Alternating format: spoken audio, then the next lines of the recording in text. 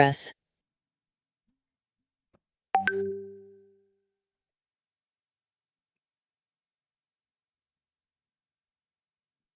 Oke, apakah suara saya kedengaran? Dengar Dengar, jelas, Mas. Mas. Ya, oke. Ya, Ya. ya saya mulai. Oke, Bismillahirrahmanirrahim. Assalamualaikum warahmatullahi wabarakatuh. Assalamualaikum warahmatullahi wabarakatuh. Alhamdulillahirrabbilalamin.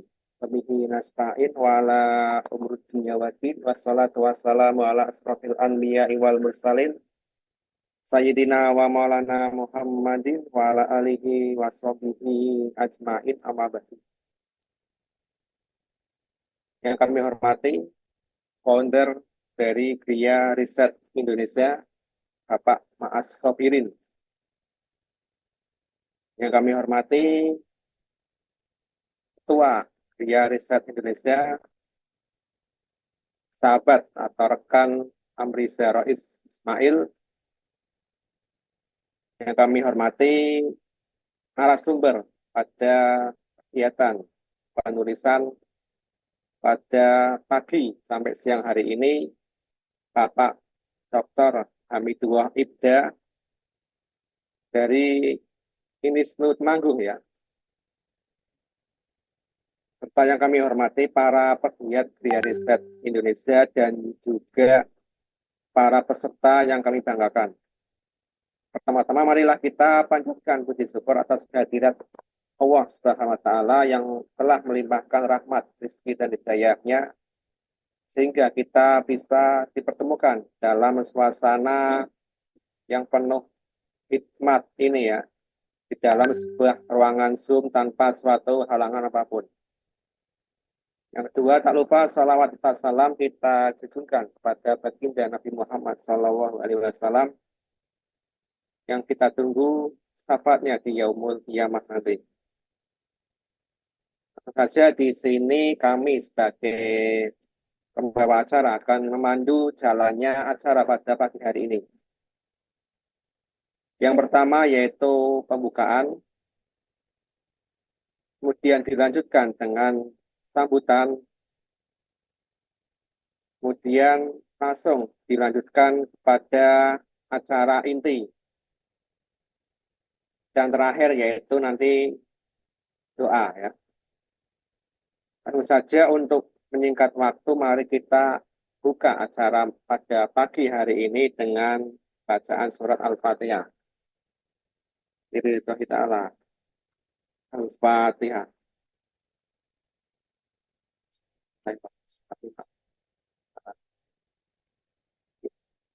Ya.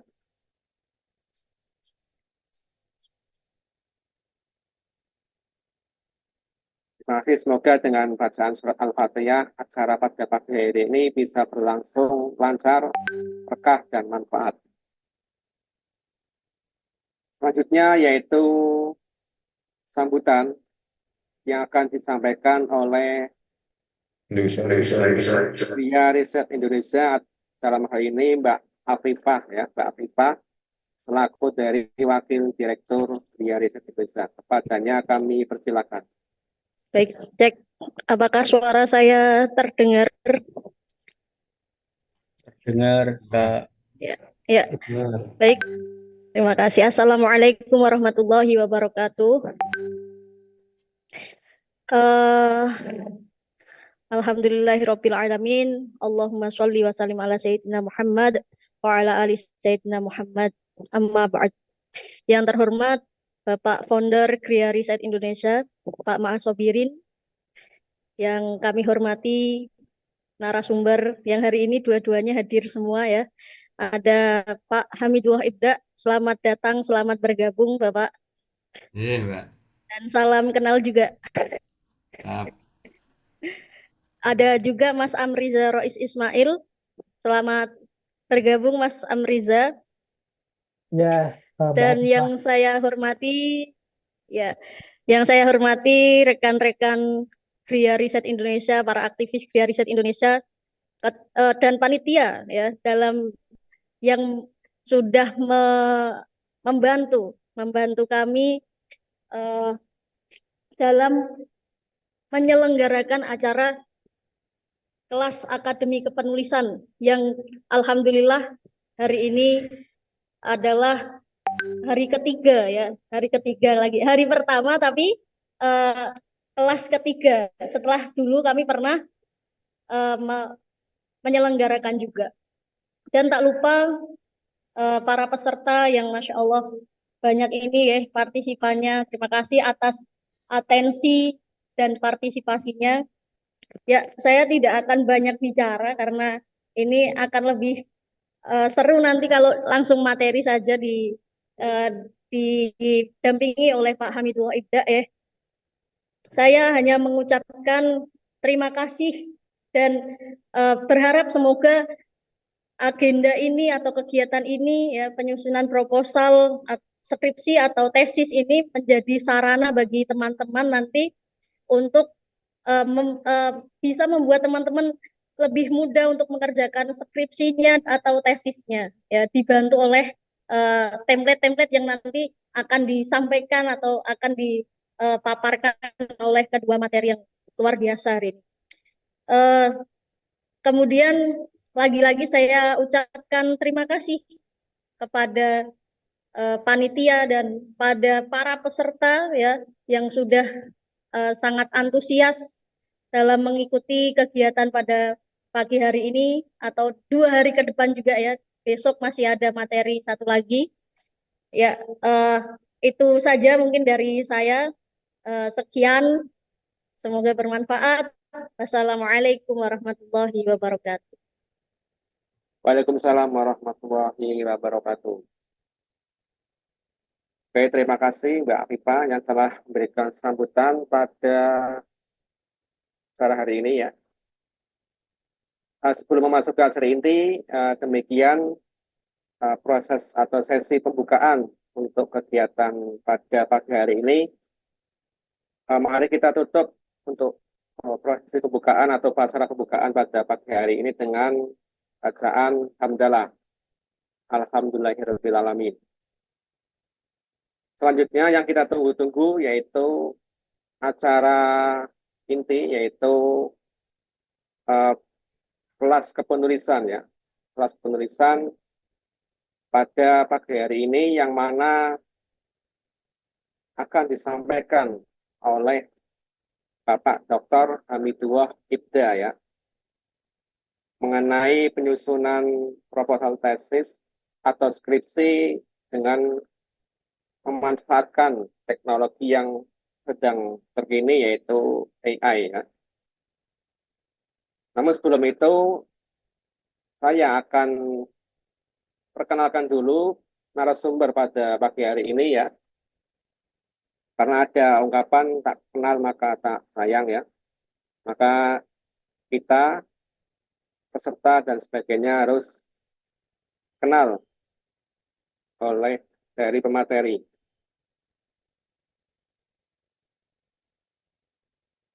Pemateri hari ini bernama Bapak Hamidullah Ibda, Dr. Hamidullah Ibda, MPD ya.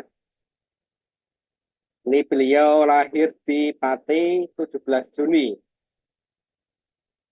Merupakan seorang akademisi, periset, jurnalis, aktif diundang sebagai narasumber kegiatan ilmiah, menjadi reviewer pada 31 jurnal internasional terindeks Scopus pada 18 negara ya, sangat luar biasa sekali. Juga menjadi editor Frontiers in Education, Scopus Q1, reviewer 15 jurnal internasional editor, dan reviewer 34 jurnal nasional. Kemudian beliau juga sudah menikah dan dikaruniai 2 orang anak ya, 2 anak. Pekerjaan banyak sekali ini ya. Saya tak akan menyebutkan satu-satu. Yang jelas saat ini beliau adalah dosen di INISNU Temanggung, menjabat sebagai Wakil Rektor 1 INISNU Temanggung, dan juga Ketua Dewan Pengawas LTPL Temanggung TV ya. Luar biasa sekali pengalaman dari beliau. Apalagi prestasinya ini luar biasa sekali. Ada puluhan bahkan mungkin ratusan prestasi yang sudah beliau raih ya dengan segala perjuangannya. Banyak sekali prestasi yang sangat beliau tempuh ya. Pernah menjadi peringkat 1 dosen terproduktif ya, menghasilkan buku ajar PDPGMI Indonesia 2023. Kemudian dosen berprestasi of the year bidang penelitian 2024. Pernah juga menjadi juara 1 lomba artikel dan karya jurnalistik tingkat nasional Kemendikbud RI tahun 2018. Pernah juga ini juara 1 sayembara artikel jurnal Hasanah 2019 dan lain sebagainya. Sangat banyak sekali prestasinya. Yang jelas beliau selalu mendapatkan juara 1 atau 3 besar dalam setiap kegiatan lomba yang diikutinya ya.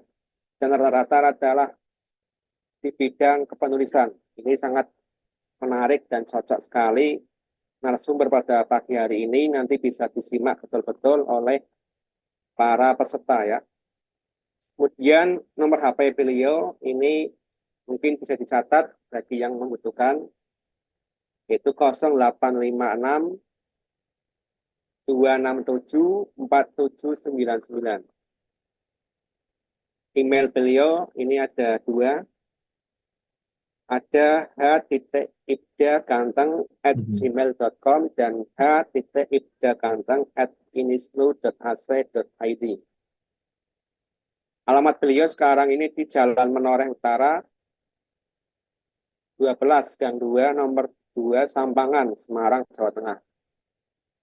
Nah, moto hidup beliau ini adalah Veni Vidi Vici dan Manjada Wajada. Nanti ditanyakan ke beliau langsung apa makna dari moto hidup ini ya. Pendidikan S1 PGMI Etika IAIN Wali Songo lulus tahun 2013, S2 Pendidikan Dasar PPS UNES lulus 2016, Kita tak asing lihat nih. Pendidikan Dasar Kita ini Faruqi kan usaha nih. SIPP UNY lulus 2024. Karya tulis ini sudah banyak sekali karya tulis beliau yang sudah dihasilkan ya. 378 artikel populer di media massa dalam kurun waktu 8 tahun terakhir. 42 buku ber-ISBN dalam kurun waktu 11 tahun terakhir. 1 buku diterbitkan UK Indonesian Scholars Network. 18 artikel jurnal Scopus, 8 artikel jurnal internasional, dan 62 artikel jurnal nasional. Sangat produktif sekali. Organisasi juga sangat banyak sekali. Pernah menjadi Serikat Media Cyber Indonesia, Jawa Tengah. Kemudian pernah menjabat sebagai gerakan atau koordinator gerakan literasi LP Ma'arif PWNU Jateng. Dan saat ini diamanahi sebagai Dewan Pengarah Komite Ekonomi Kreatif KEK Temanggung tahun 2024 sampai 2028 dan juga Ketua Umum Ikatan Alumni Jurusan PGMI FITK UIN Wali Songo. Ya, artinya beliau sangat berpengalaman di bidang kepenulisan. Ini menjadi poin plus, menjadi poin yang sangat berharga bagi teman-teman peserta, khususnya agar sedalam mungkin menimba ilmu dari beliau ya. Langsung saja kami akan persilakan kepada narasumber Bapak Dr. Hamidullah Ibda untuk menyampaikan materi tentang pemanfaatan teknologi digital, dalam hal ini adalah AI, untuk sebagai referensi ataupun sebagai alat pembantu dalam penyusunan proposal skripsi ataupun tesis. Kami silakan kepada Bapak Hamidullah. Tes suara saya terdengar, Mas. Ya, terdengar. Ya, jelas. Oke, sebelum saya lanjutkan ini background saya mengganggu nggak ya? Nah, Kalau mengganggu saya ganti yang biasa aja. Ya, ganti nggak apa-apa. Nah, Mungkin cahayanya Gus itu. oke, mohon izin. Assalamualaikum warahmatullahi wabarakatuh. Assalamualaikum warahmatullahi wabarakatuh. Salam sejahtera bagi kita semua. Selamat pagi, salam sehat. Alhamdulillahirrahmanirrahim. Salatu wassalamu ala asrofil anbiya wal mursalin. Sayyidina wa maulana Muhammadin wa ala alihi wa sahbihi ajma'in. Amma ba'du. Yang kami hormati Muasis ya, Muasis Kria Riset Indonesia, senior kita Mas Sobirin yang hari ini belum bisa fokus karena sedang mengantarkan bapaknya lagi sakit. Kita doakan semoga segera lekas sembuh. Amin. Kemudian Ketua Kria Riset Indonesia Mas Amri Zarois Ismail yang mungkin besok ya akan membersamai juga, serta rekan-rekan panitia yang sudah menyempatkan waktu untuk menyiapkan segala hal tentang agenda pada pagi hari ini, Mas Moderator, dan juga sahabat-sahabat semua, rekan-rekan yang hadir pada siang atau pagi hari ini. Semoga kita dalam kondisi sehat selalu. Pertama, sebagai umat Islam, umat Muslim, mari kita tegaskan bahwa tak kunjung-kunjung, tak henti-hentinya kita mengucapkan syukur biqauli alhamdulillahil alamin, karena dengan nikmatnya, dengan hidayahnya, dengan semua karunia-Nya kita bisa melakukan aktivitas akademik, aktivitas sosial, aktivitas personal, aktivitas spiritual, termasuk kegiatan akademik penulisan, penyusunan proposal hari ini, dan kedua kalinya dengan mengucap Allahumma sholli ala sayyidina Muhammad wa ala ali sayyidina Muhammad. Semoga dengan ikrar sholawat kita kepada baginda Nabi Muhammad Shallallahu Alaihi Wasallam kita senantiasa mendapat petunjuk dan besok di hari akhir dapat syafaat yang tentu menjadi harapan kita semua. Teman-teman, sahabat-sahabat semua, perkenalkan saya di sini akan sharing ya terkait dengan bagaimana teknik penyusunan proposal, rencana riset atau riset plan ya, yang tentu menjadi salah satu kegiatan akademis baik yang sedang menuntut program S1 maupun magister maupun doktor atau mungkin yang diploma. Tentu ini menjadi sebuah hal yang sebenarnya tidak perlu dibuat pusing ya, karena ini kan labuda ya, bahasa santrinya itu labuda, gelem ra gelem kan harus kita susun ya, meskipun mungkin ada yang RPL atau ada yang bebas tugas akhir, tetapi tetap menyusun seperti itu. Nah, maka dalam kesempatan kali ini saya tidak hendak menggurui, tapi hanya sharing bagaimana praktik baik yang mungkin pernah kita lakukan selama beberapa tahun ini, karena kebetulan memang dari semua tulisan yang kita susun itu ya berangkat dari hasil riset kan gitu kira-kira ya. Nah, saya izin untuk share screen karena biar tertata ya berbicaranya, kalau tanpa PowerPoint itu agak kemana-mana nanti. Ini guys, semoga tampak. Nah, pada kesempatan kali ini kami diberi waktu untuk menyampaikan teknik ataupun penggunaan kecerdasan buatan yang itu mungkin bagi sebagian mahasiswa yang belum pernah ikut kegiatan di GRI menjadi apa ya istilahnya, dipasrahkan semua gitu ya.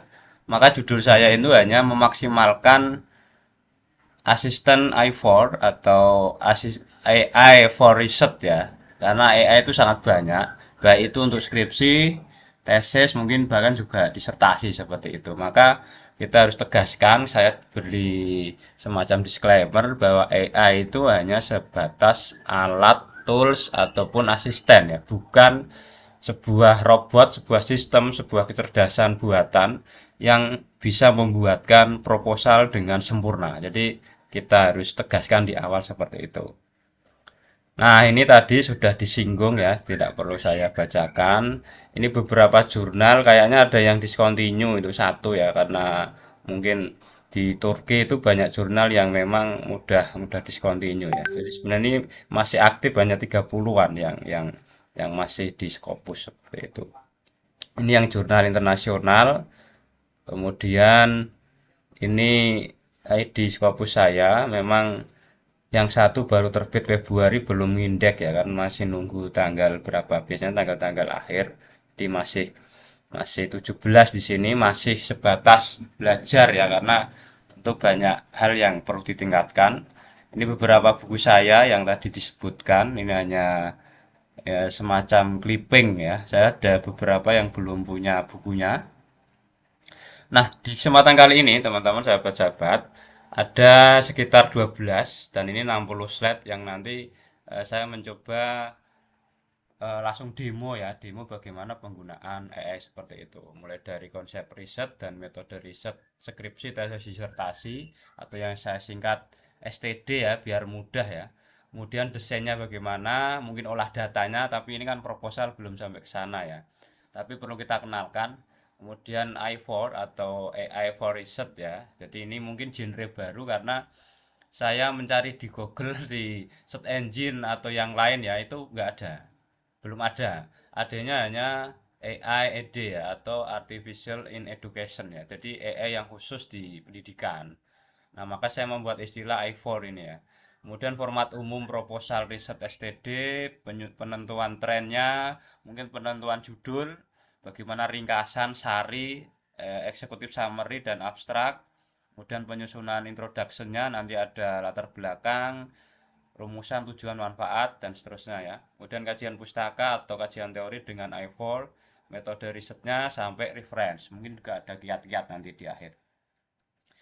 Nah, tentu kita harus mengawali dari sesuatu yang paling dasar ya. Bagaimana riset dan metode riset itu sesuatu yang sangat berbeda ya. Maka harus kita tegaskan dan saya sangat senang sekali kenapa Gria Riset itu namanya Gria Riset ya, bukan Gria Penelitian. Karena kalau mengacu dengan badannya, dulu ada LIPI, LAPAN, BAPAN, BPTP, Balitbank, itu kan sekarang dilebur menjadi satu sejak 2022 ya, ongoing ya, menjadi Badan Riset dan Inovasi Nasional. Nah, maka definisi-definisinya kalau mengacu kata riset atau penelitian itu ya sebenarnya yang tepat adalah riset, karena di dalam riset ada proses penelitian, pengembangan, pengkajian, penerapan ilmu pengetahuan atau biasa disebut litbang jirap seperti itu. Jadi riset itu sesuatu yang sangat luas, panjang. Nah, penelitian kalau menurut peraturan BRIN ini, di peraturan BRIN sendiri selain clearance etik sebenarnya ada ya. Itu ya bagian dari riset ya. Jadi mungkin itu perlu kita samakan persepsinya. Nah, lalu kegiatan riset yang di dalamnya ada penelitian, pengembangan, pengajian, dan penerapan iptek dan seterusnya ini perlu sebuah metode, cara ya, wasilah. Nah, metode ini kerangka konseptual, sistematis, yang digunakan peneliti merancang. Nah, mungkin nanti kita tahapnya sampai merancang saja. Kalau melaksanakan kan teman-teman sudah proses riset ya, sampai mengevaluasi. Jadi kira-kira seperti itu definisinya. Tapi kalau menurut saya, metode riset itu sederhana ya. Cara meneliti untuk mendapatkan temuan baru dan menjawab rumusan masalah atau pertanyaan penelitian. Pertanyaan riset question. Jadi itu definisi yang saya sederhanakan.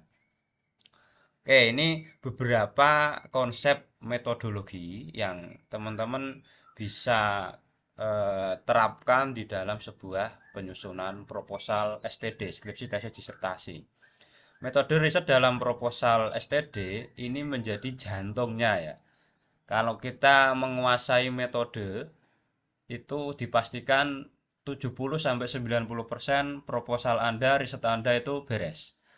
Tapi kalau tidak menguasai metodenya, sebagus apapun proposal Anda yang tulis dengan AI, itu juga akan bias, akan kurang mendalam. Seperti itu kira-kira lah. Karena metode ini kan ibaratnya apa ya, alat untuk memandu dari perencanaan, pengumpulan, sampai penyajian, bahkan sampai tindak lanjutnya menjadi sebuah artikel lagi. Nah, maka saya sebut riset. Nah, di dalam metode riset ini ada desain riset, nanti ya secara teknis sebenarnya ada di belakang, tapi ini kita memahami secara utuh dulu. Jadi selain desain riset, teman-teman nanti pendekatannya apa, bedanya kualitatif dengan kuantitatif itu apa gitu ya. Kemudian populasi sampelnya berapa, di mana, alasannya apa, teori yang dikaji siapa kan gitu ya. Instrumennya apa, prosedur pengumpulan datanya gimana, teknik analisis data, ini kalau nanti sudah sudah melakukan riset. Tapi yang jelas teknik analisis data, asumsi keterbatasan, etika, dan pengujian hipotesis ini harus ada atau setidaknya sudah tersusun rapi di proposal. Jangan hanya teoretis atau bertele-tele seperti itu. Jadi di dalam proposal itu jangan terlalu metode penelitian adalah tidak seperti itu ya. Wawancara adalah tidak seperti itu. Nah, nanti kita akan contohkan. Oke, saya lanjutkan. Nah, selain metode, saya selalu merujuk dari fungsi risetnya Gibbet, biar nanti teman-teman ada gambaran ya. Jadi di dalam teorinya Gibbet ini, arah atau fungsi riset ya, atau jenis bahkan ya, itu terbagi atas 3 aspek. Teman-teman mau ngapain sih membuat proposal itu, kan gitu ya. Apakah pertama untuk mengetahui, to know, apakah untuk melakukan, berbuat, membongkar, mengembangkan atau apa gitu ya, ataukah untuk menyajikan pilihan. Jadi sekarang kira-kira teman-teman sahabat-sahabat punya gambaran. Saya mau melakukan meningkatkan kemampuan literasi guru. Saya mau meningkatkan pemahaman pedagang kaki lima agar melek literasi keuangan misalnya. Nah, kalau mau hanya mengungkap teori baru atau membantah, itu rumputnya to know. Maka to know ini secara teknis ada 3, nanti rumputnya kuantitatif. Kalau kuantitatif itu to know tapi prosesnya adalah deduktif ya. Deduktif itu kan sudah jelas instrumennya sehingga nanti hanya mencari respon. Nah, namanya responden kan gitu. Kalau kualitatif kita mengungkap sesuatu yang baru maupun reduplikasi ataupun membantah, tetapi prosesnya induktif. Maka di dalam kualitatif namanya bukan instrumen kan, tapi cukup pedoman, panduan wawancara mendalam misalnya. Dan tidak responden namanya, tapi informan. Jadi ini pun berkaitan dengan proses dan penamaannya ya. Nah, kalau gabungan namanya mixed method kan gitu kira-kira.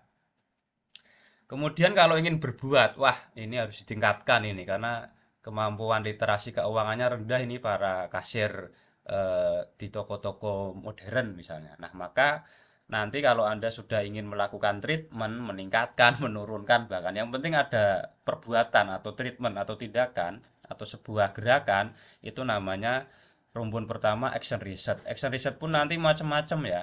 Ada participatory action research, action research eksperimental dan seterusnya. Biasanya kalau teman-teman calon guru yang jurusannya tarbiyah atau FKIP atau FIPP itu dulu namanya classroom action research ya, atau penelitian tindakan kelas ya, dan kepala sendiri, pengawas juga punya sendiri. Tapi kalau melakukan sekaligus mengembangkan namanya research and development, nanti juga cabangnya banyak sekali nih. Atau yang operation research, tapi jarang dilakukan ini di dalam proses tugas akhir. Nah, yang terakhir ini mungkin jarang dilakukan oleh teman-teman yang sedang tugas akhir ya, baik itu di riset proposal skripsinya, tesisnya maupun disertasinya. Karena ini dulu di bawah Balitbank biasanya ya. Jadi atau di dalam proses pembuatan kebijakan, kalau itu ya namanya naskah akademik atau kajian akademik gitu ya. Maka kalau kita ingin menyajikan riset-riset tentang untuk memilih atau yang akhirnya tucus itu ya policy riset namanya, riset tentang kebijakan. Jadi dia melakukan penelitian itu untuk memberikan rekomendasi. Misalnya rekomendasi tentang ini Merdeka Belajar Kampus Merdeka perlu dilanjutkan nggak ya? Nah, nanti kita riset jadi naskah akademik, kita sajikan ke kementerian apakah dilanjutkan atau tidak. Atau evaluation riset bisa juga.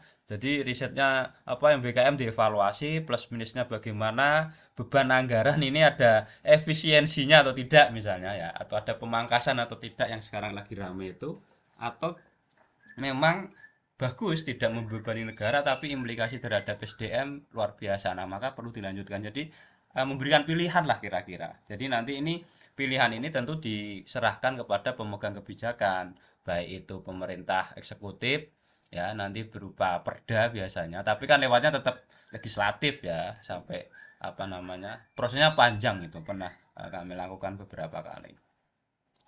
Nah, sekarang sudah tahu ya kira-kira teman-teman mau ngapain kan? Mau mengetahui, mengembangkan atau melakukan sesuatu, memberikan treatment atau ingin memberikan pilihan.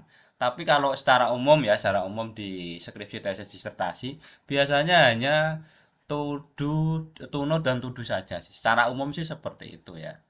Maka kita harus tahu desain riset. Nah, desain riset ini harus tahu metode di proposal yang akan kita atau Anda kaji seperti itu.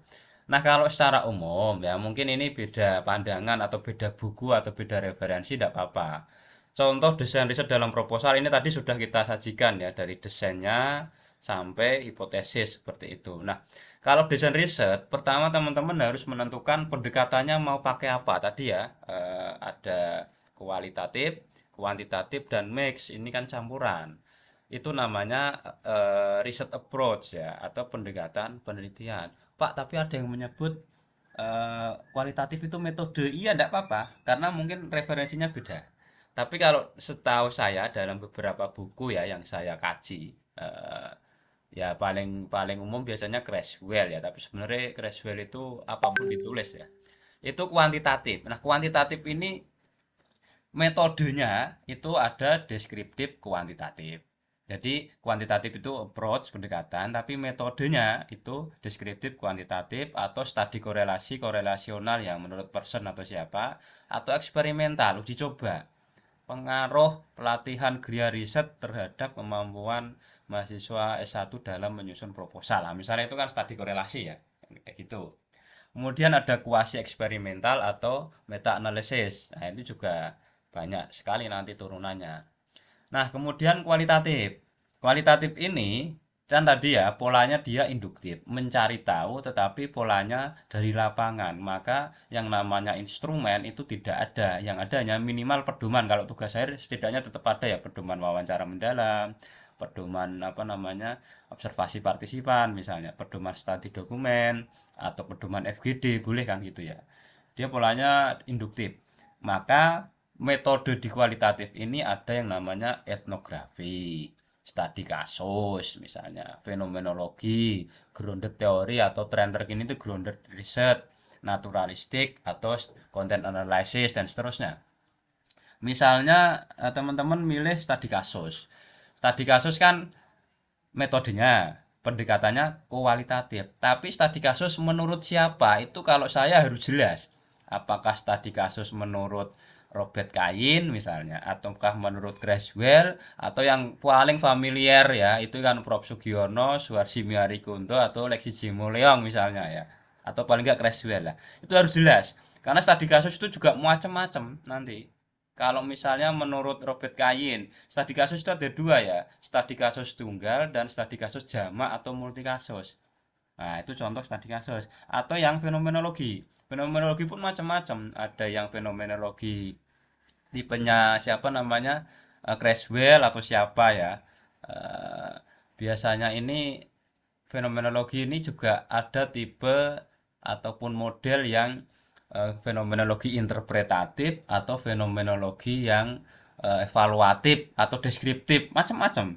Nah, itu nanti perspektif para pakar metodologi juga beda-beda. Nah, maka penguasaan metode ini harus kita upgrade lah, kira-kira seperti itu. Begitu pula yang konten analisis, naturalistik, dan seterusnya. Ini refreshment saja ya bagi teman-teman yang sering mendapat materi. Ini kan saya kira sudah beberapa SKS itu di metodologi riset ya.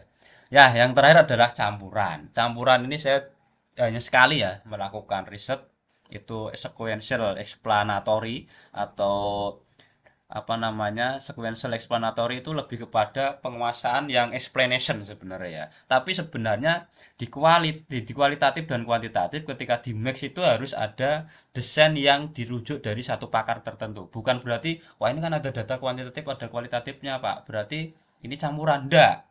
Enggak, tetap yang paling utama mana? Karena begini teman-teman, dalam sebuah riset itu nggak mungkin kita hanya merujuk satu metode. Gampangannya gitu. baik itu di teknik analisis datanya, pengumpulan datanya, atau dalam cara pandang dalam menentukan kebaruannya. Nah, nanti kita bisa demo lagi.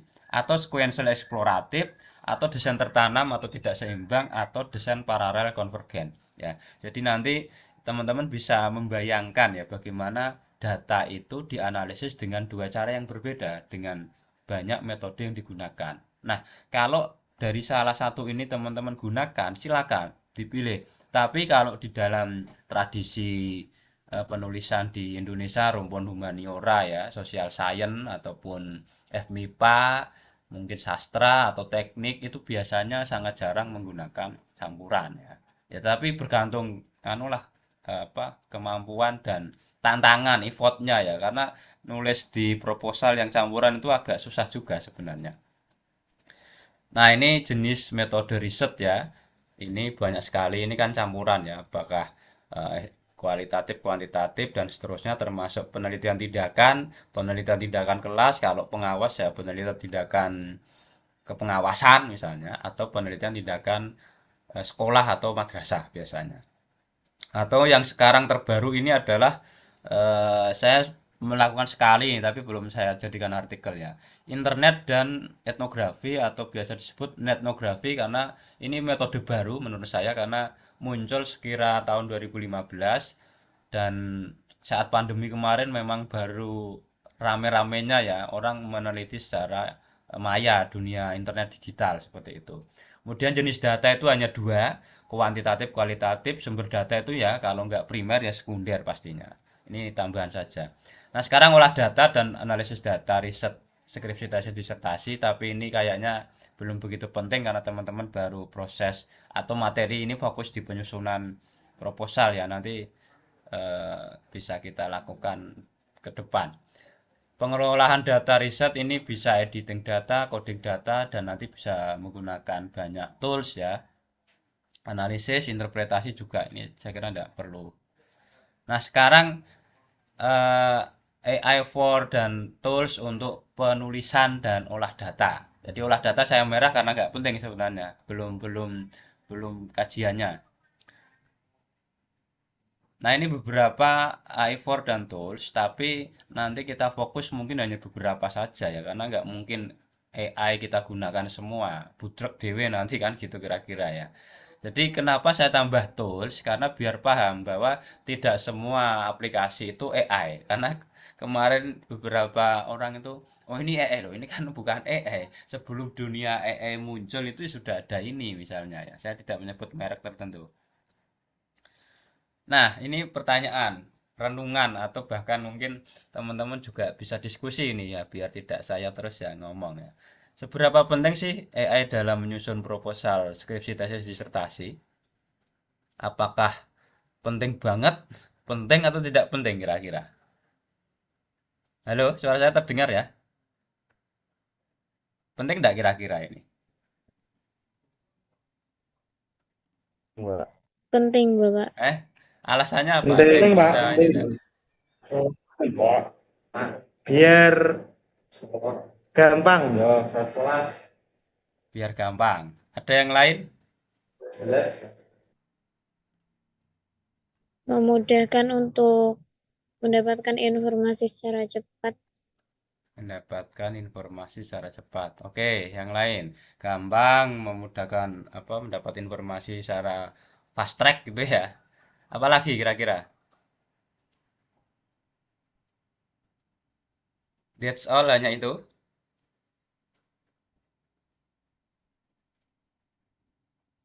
Ya, mungkin masih pada ngopi nih. Kalau tidak ada tambahan saya lanjutkan ya. Oke, ya penting tidak penting itu sebenarnya bergantung kebutuhan kan gitu gitu.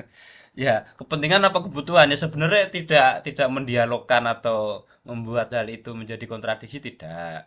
Tapi begini, kalau kita nulis puluhan halaman atau menganalisis data saja misalnya, itu menggunakan Microsoft Excel manual, ya bodong tangannya kan gitu kira-kira.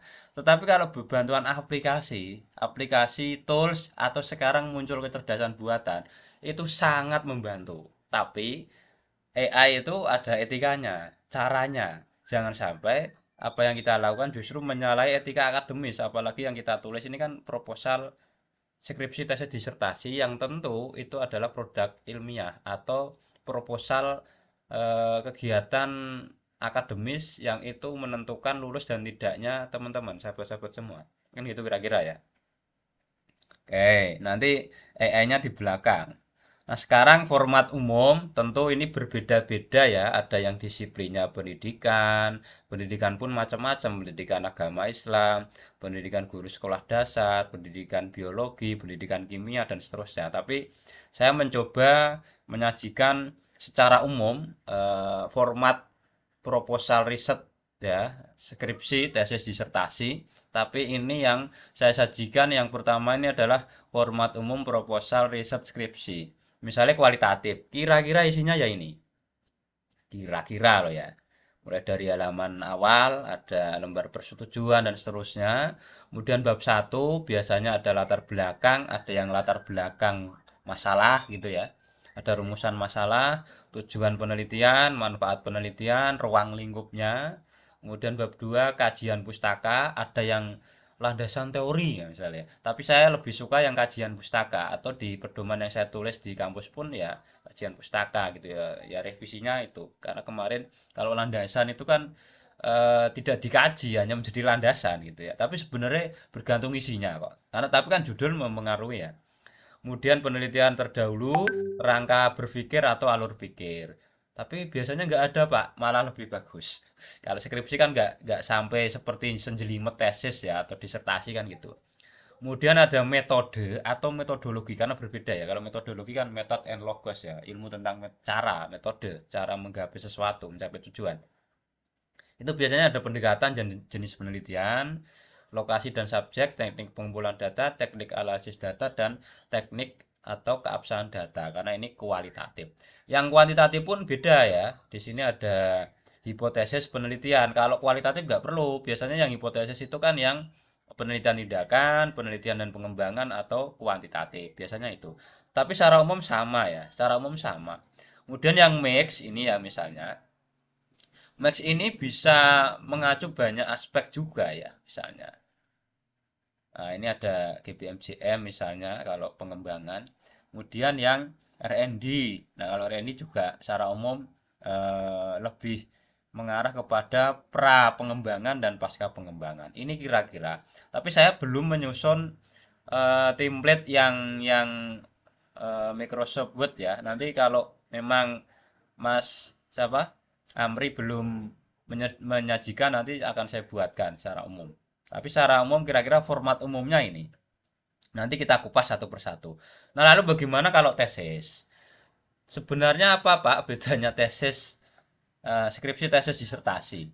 Kalau bedanya ya, bedanya ini bagi saya ya, beda secara non akademis ya. Jawaban saya tidak terlalu muluk-muluk. Kalau skripsi itu masih banyak maaf. Ya. Kalau tesis sedikit maaf. Tapi kalau disertasi tiada maaf. Jadi bedanya itu di situ. Bukan beda secara proposal ya, tetapi secara substansi lah, anggap saja seperti itu. Nah, ini kalau tesis yang kualitatif secara umum hampir sama, tinggal mungkin kedalamannya. Kalau kualitatif ya hampir sama juga, tinggal kedalaman. Tapi biasanya kalau kualitatif di tesis itu ada tambahan-tambahan spesifik ya. Pokoknya mulai tesis sampai disertasi yang kualitatif atau kuantitatif itu biasanya ada tambahan spesifik. Jadi ada rumusan masalah, ada juga pertanyaan penelitian, itu beda ya. Jadi kalau rumusan masalah itu secara global, misalnya rumusan masalahnya 4, nanti diturunkan menjadi pertanyaan penelitian. Satu rumusan masalah bisa jadi 4 sampai 5 misalnya. Misalnya kalau kemarin disertasi saya itu pertanyaan penelitian hampir 16 misalnya. Ini kan terlalu kuantil banget gitu ya. Nah, ini mixed method dan ini research and development. Nah, apa bedanya tesis dengan skripsi di R&D? Kalau di tesis sampai disertasi, biasanya ada model atau kerangka pengembangan yang digunakan atau bahasanya itu prototipe produk. Kalau Anda mengembangkan meja ya prototipe meja yang akan dikembangkan atau biasanya disebut kalau misalnya mengembangkan media ya, berarti media hipotetis ya. artinya media itu sudah ada kerangka secara teori sebelum dikembangkan. Bedanya di situ. Tapi kalau skripsi kan ya masih yang penting alurnya secara umum tercapai lah ya, tidak terlalu mendalam. Nah, lalu bagaimana kalau disertasi? Sebenarnya di tesis dengan disertasi tidak ada bedanya secara ini ya, di format ya. Tetapi kajiannya yang mendalam. Nah, ini beda memang. Jadi kalau di kualitatif itu mungkin malah lebih simpel gitu ya, tetapi sangat mendalam. Kemudian di kuantitatif ini kuan ya, keliru. Ganti biar enggak ini. Ini kuanti. Kemudian di mixed method, di R&D. Nah, kalau di kualitatif biasanya yang berbeda ya dengan tesis itu adalah di kerangka berpikir atau grand design research. Biasanya kesalahan teman-teman dalam menyusun disertasi atau tesis itu menyamakan desain penelitian desain grand teori atau kerangka berpikir itu ditulis dalam bentuk tabel, tetapi kayak alur penelitian beda ya. Padahal itu lebih kepada kerangka teori yang menjadi dasar dalam menganalisis, menemukan kebaruan novelty atau mendialogkan temuan yang nanti akan dilakukan. Nah, kira-kira gampangnya gitu.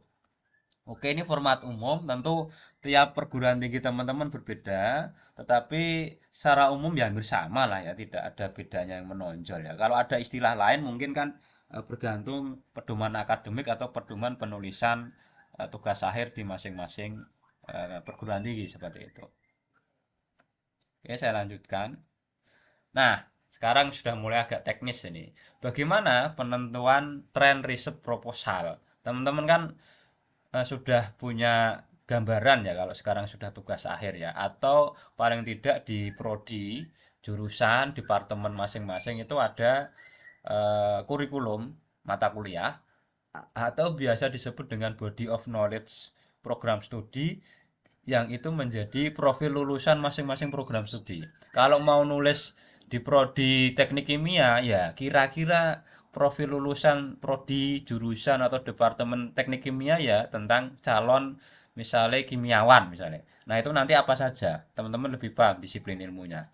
Nah, kalau mengajukan proposal temanya, trennya ya kira-kira seperti itu.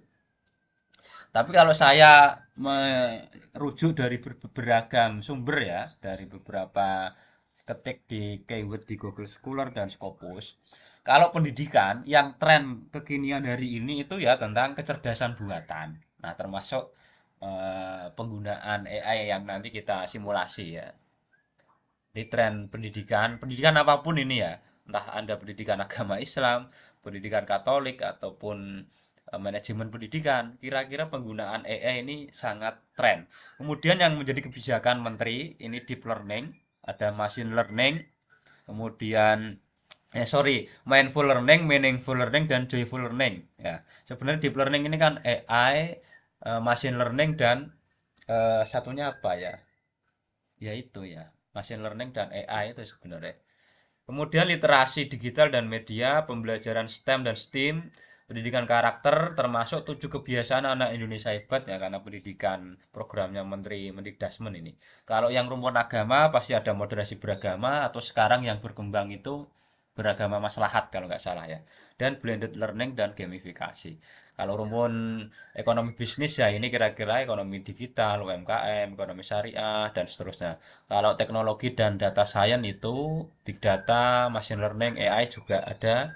Kalau hukum, nah ini juga hukum kan banyak ya. Kemarin kami itu mau mengajukan hukum bisnis itu juga ternyata beda dengan hukum-hukum yang lain. Ada hukum cyber, keamanan data, dan seterusnya.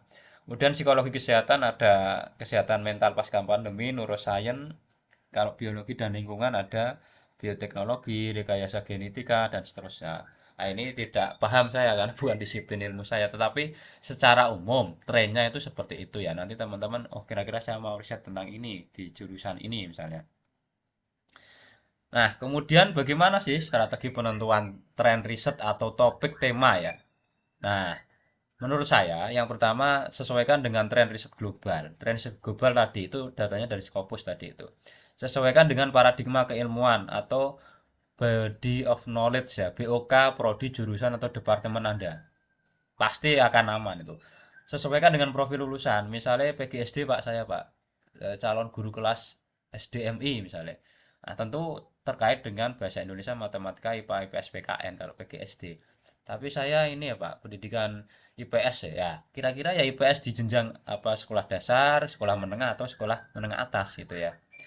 Roadmap penelitian riset LP2M atau sebutan lain di perguruan tinggi masing-masing pasti lebih aman. Nah, tentu juga 8 misi Astacita kalau secara global dan SDGs ini penentuan tren riset yang kira-kira nanti akan teman-teman tulis. Ini kan kita harus tahu Astacita ya. Ini efisiensi yang rame ya. Kalau misalnya tentang ideologi Pancasila, demokrasi, HAM berarti nomor 1. Kalau reformasi politik, hukum, birokrasi, memperkuat pencegahan pemberantasan korupsi narkoba berarti Astacita nomor 7 misalnya. Ini saya kira sangat relevan. Atau yang terakhir ini tentang SDGs ya. SDGs ya. Tujuan pembangunan berkelanjutan versi PBB ini masih tahun 2030, tentu masih relevan. Apakah itu menghapus kemiskinan, no poverty ya, tanpa kelaparan, kesehatan yang baik, pendidikan berkualitas, equality education ya, kesetaraan gender dan seterusnya. Ini kan teman-teman saya kira disiplin ilmunya kan mengarah ke sini kira-kira. Nah, sekarang penentuan tema. Tema ini pokok inti dan nanti turunannya topik. Apa saja aspeknya? Pertama, sesuaikan tema yang proposal teman-teman harus sesuai bidang ilmu. Jangan nulis di luar bidang itu. Kalau mau, wah Pak saya kan teknik kimia, teknik nuklir misalnya, atau bisnis digital, tapi mau nulis tentang kesenjangan sosial, ya ditulis di ini aja, jangan harus di judul ya, tetapi bisa masuk di latar belakangnya atau variabelnya digunakan sesuai dengan tren gitu ya. Nah, maka saya merujuk teorinya Prof. Irwan Abdullah, kalau teman-teman tahu, antropolog UGM ya. Dalam menyusun tema topik atau mungkin judul bahkan, itu paling tidak memenuhi unsur CCT ini ya. Ada kontroversi, change, trend, dan emergency. Tema yang kita gunakan itu harus ada kontroversinya. Bukan kontroversi negatif itu enggak, tetapi masih debatable gitu ya, atau masih menjadi kajian global. Ada unsur perubahan atau mengubah, tadi kan tuno, tudu, tujus ya. Tren ya sedang kekinian ya, atau emergency mendesak. Isu yang penting dan menarik, ketersediaan sumber, jangan sampai dapat tema tapi sumbernya tidak banyak. Nah, contoh temanya ini perkembangan ICT dan dampaknya terhadap ekosistem pembelajaran. Nah, ini kan tema yang sangat kekinian, atau perkembangan AI ya, itu kan sangat kekinian. Misalnya itu yang ini yang pembelajaran ya. Nah, ini langkahnya menentukan tema topik harus fokus spesifik, realistis, ada impact factor, dan up to date. Misalnya dampak perkembangan AIED terhadap kompetensi guru SD di Indonesia. Ini kalau pendidikan. Kalau misalnya teknik nuklir ya apa temanya ya, dampak apa bom nuklir terhadap bla bla bla bla, misalnya itu. Nah, oke, sekarang kita cara menentukan tren tema riset global sebelum ke nanti nyusun judul ya. Teman-teman ini tools bukan AI ya. Teman-teman bisa mencarinya di Open Knowledge Map, kemudian Google Scholar, Science Direct, dan Taylor and Francis atau Elsevier. Ini kan tools-tools global ya. Misalnya teman-teman mau menentukan tema topik yang itu banyak atau enggak sih, sudah banyak yang meneliti apa belum sih, misalnya gitu ya. Misalnya saya contohkan ada yang dari prodi apa aja ini teman-teman, buat contoh. Halo, suara saya terdengar? Ya Pak, dari Misalnya apa prodinya yang paling banyak ini? PGMI, Eh, PGMI Pak. ini kan banyak apa? Temanya kan banyak biasanya. Misalnya ini ya, ini coba buka Open Knowledge Map. Ini untuk mendeteksi penelitian tentang tema itu sudah banyak atau belum. Ya, misalnya ini ya, pembelajaran inklusi atau pendidikan inklusi. Pendidikan inklusi di MI SD misalnya ya. Ini bisa seperti ini terus, atau Anda bisa batasi ya waktunya ini, apakah 1 tahun terakhir atau bulan terakhir ya ini yang dibatasi yang jenisnya ya book apa terus apakah jurnal newspaper saja atau manuskrip. Nah, kita pilih yang jurnal saja. Oke ya, ini saya kira sudah selesai. Ini hack metadata quality, ada abstrak dan seterusnya. Nanti kita tinggal klik. Kelihatan ya? Nah, ini temanya pendidikan inklusi di MISD atau MSD. Nanti kira-kira penelitian tentang pendidikan inklusi di MISD sudah banyak atau belum? Misalnya seperti itu. Ini kelihatan ya? Karena sudah beda tab tadi. Kelihatan, Pak. Oke, Kelihatan, Mbak, kelihatan. oke, set. Nah, ini kita tunggu. Nah, oh ternyata baru 8 dokumen menurut Open Knowledge Map. Ini ya. Ini loh 8 dokumen kelihatan ya. Nah, misalnya ini. Nah, ini ada 3 rumpun kita buka. Oh, ini evaluasi program pendidikan inklusi, fasilitas pendukung dan keterlibatan orang tua di SD Islam Alizah Purwokerto. Terbit kemarin 2025, buat Januari. Manajemen kurikulum dan pembelajaran pendidikan inklusi SDLB. Apalagi ini. Manajemen pelayanan dan peningkatan mutu pendidikan inklusi Tulungagung. Oke. Ini yang rumpun itu atau bisa kita lihat di sini. Ini kan PDF, ini artikel semua loh langsung. Implikasi ajaran pestalogi dalam pembelajaran sains bla bla bla, penyelenggara inklusi.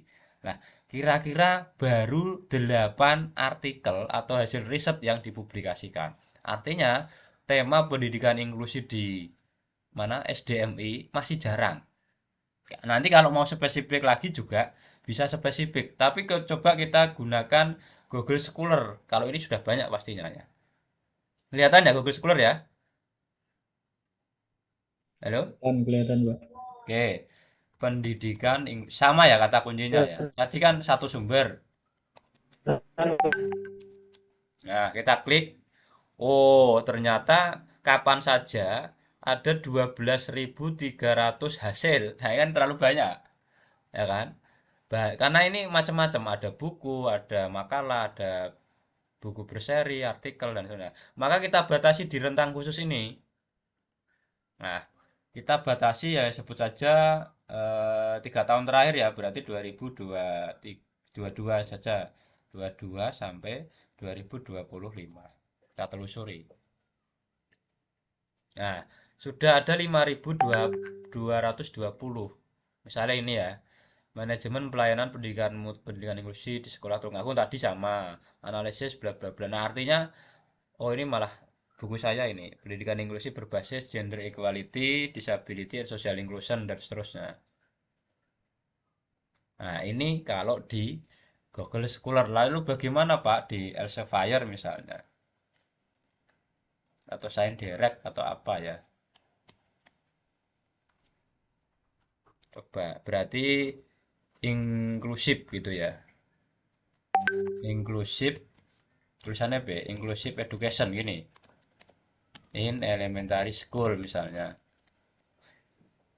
Jurnal book gak usah kita pilih, langsung di shot seperti itu. Sudah ada belum? Oh, ternyata di Science Direct 2025 sudah ada penelitian dengan kata kunci Inclusive Education 272. 2024 786. Nah, kita perlu analisis. Ini kan database yang bagus ya. Sejak tahun 2022 misalnya, 2020 misalnya, ternyata tren penelitian tentang pendidikan inklusi di SD itu naik. Nih, 2020 300-an, 2021 419-an.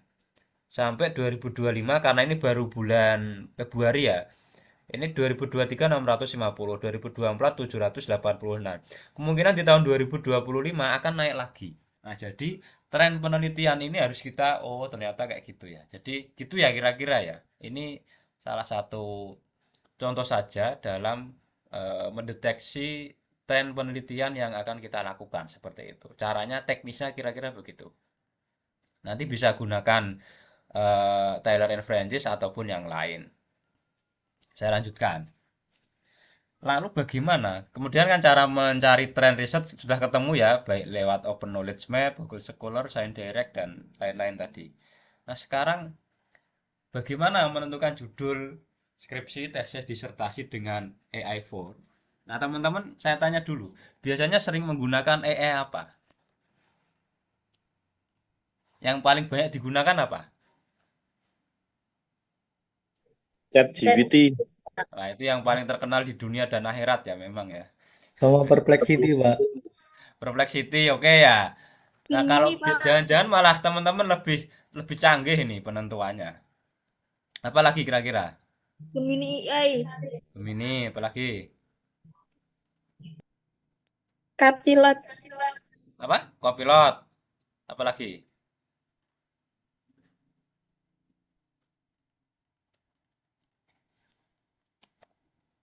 Ada yang lain?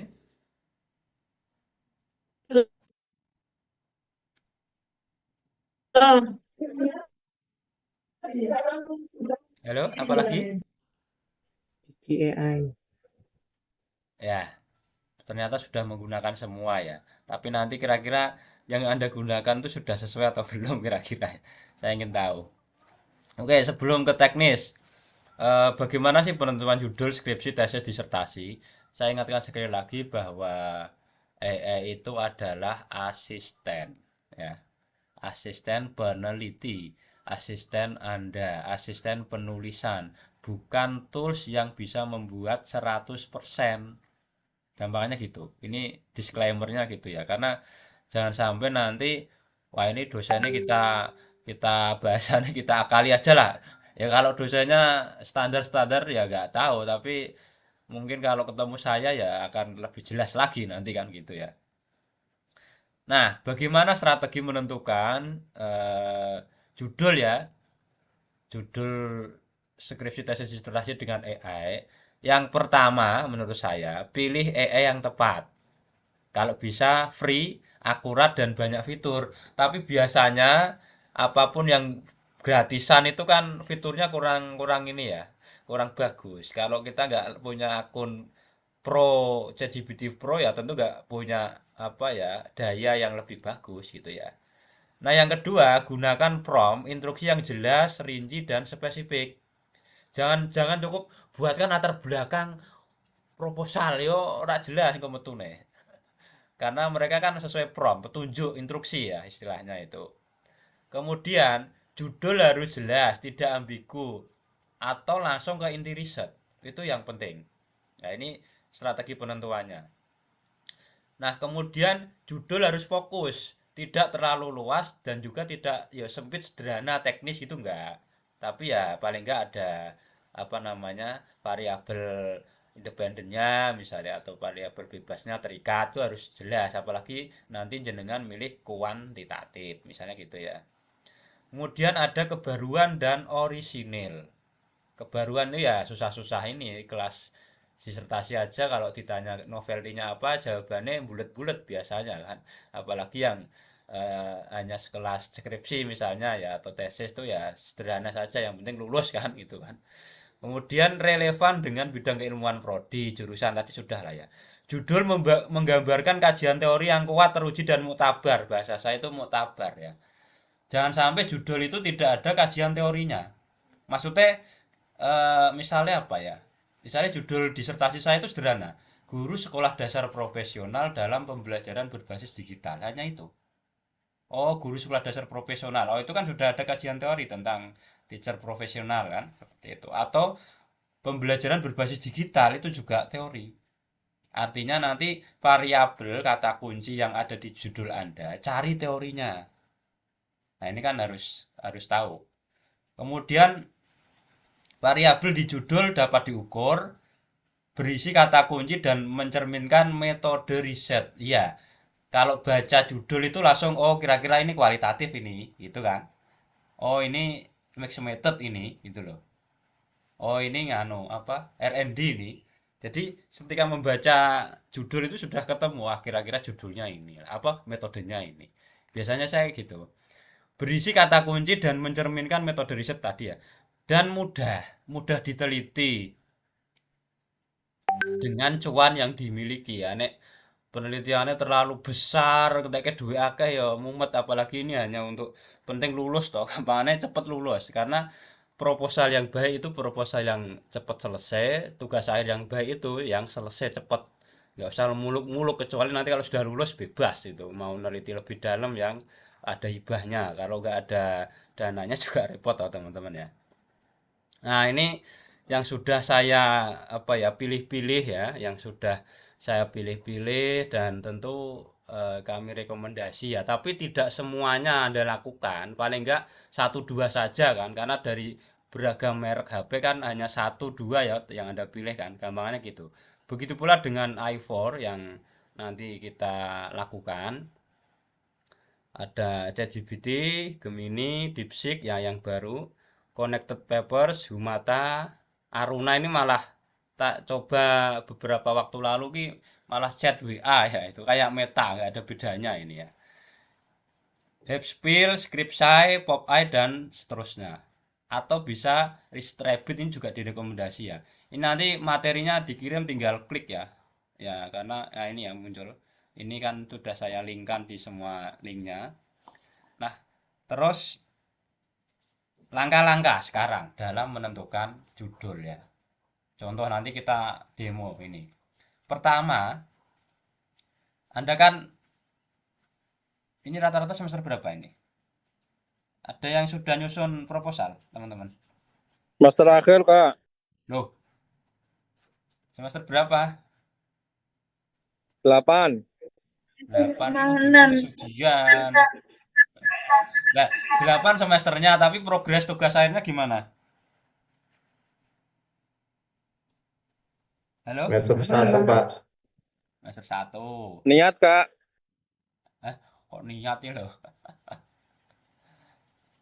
Oke, berapapun semester Anda, nanti segera dia setelah pelatihan ini ya harus ada perbedaan lah ya. Masa nggak ada perbedaan? Pertama ya, promnya ya 5 saja, jangan banyak-banyak. Tapi nanti kita coba, biasanya ChatGPT itu nggak akurat kalau kalau tidak berbayar gitu ya. Kadang itu juga ngawur gitu ya. Maka kalau Anda pengen tahu kelemahan ya gunakan jangan resisten. Dan saya sarankan wajib menggunakan tapi harus tahu caranya kan gitu kira-kira. Buatkan judul ini ya, formatnya jelas ya. Buatkan 5 judul skripsi tentang manajemen pemasaran berbasis digital dengan e-commerce selajada dengan metode penelitian kuantitatif tipe studi korelasi. Oke, kita coba. Kita coba dulu. Mana tadi?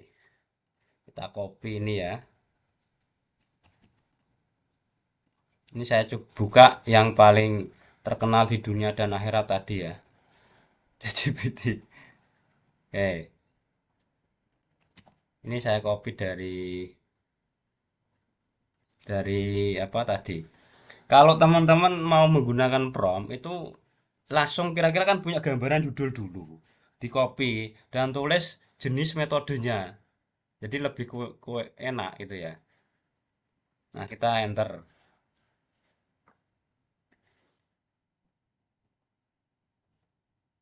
Nah, kalau seperti ini kan munculnya benar semua. Ini tipe korelasi semua loh. Pengaruh digital marketing terhadap keputusan pembelian konsumer pada e-commerce Lazada. Saya sebut salah satu e-commerce ya apa ya. Kalau ngomong pengaruh ini kalau gue eksperimen ya pasti studi korelasi. Hubungan antara strategi ini juga studi korelasi. Analisis korelasi ya benar korelasi. Pengaruh pemasaran dan hubungan ini semuanya benar. Kenapa? Karena promnya jelas. Ya, seperti ini. Kan kayak gitu.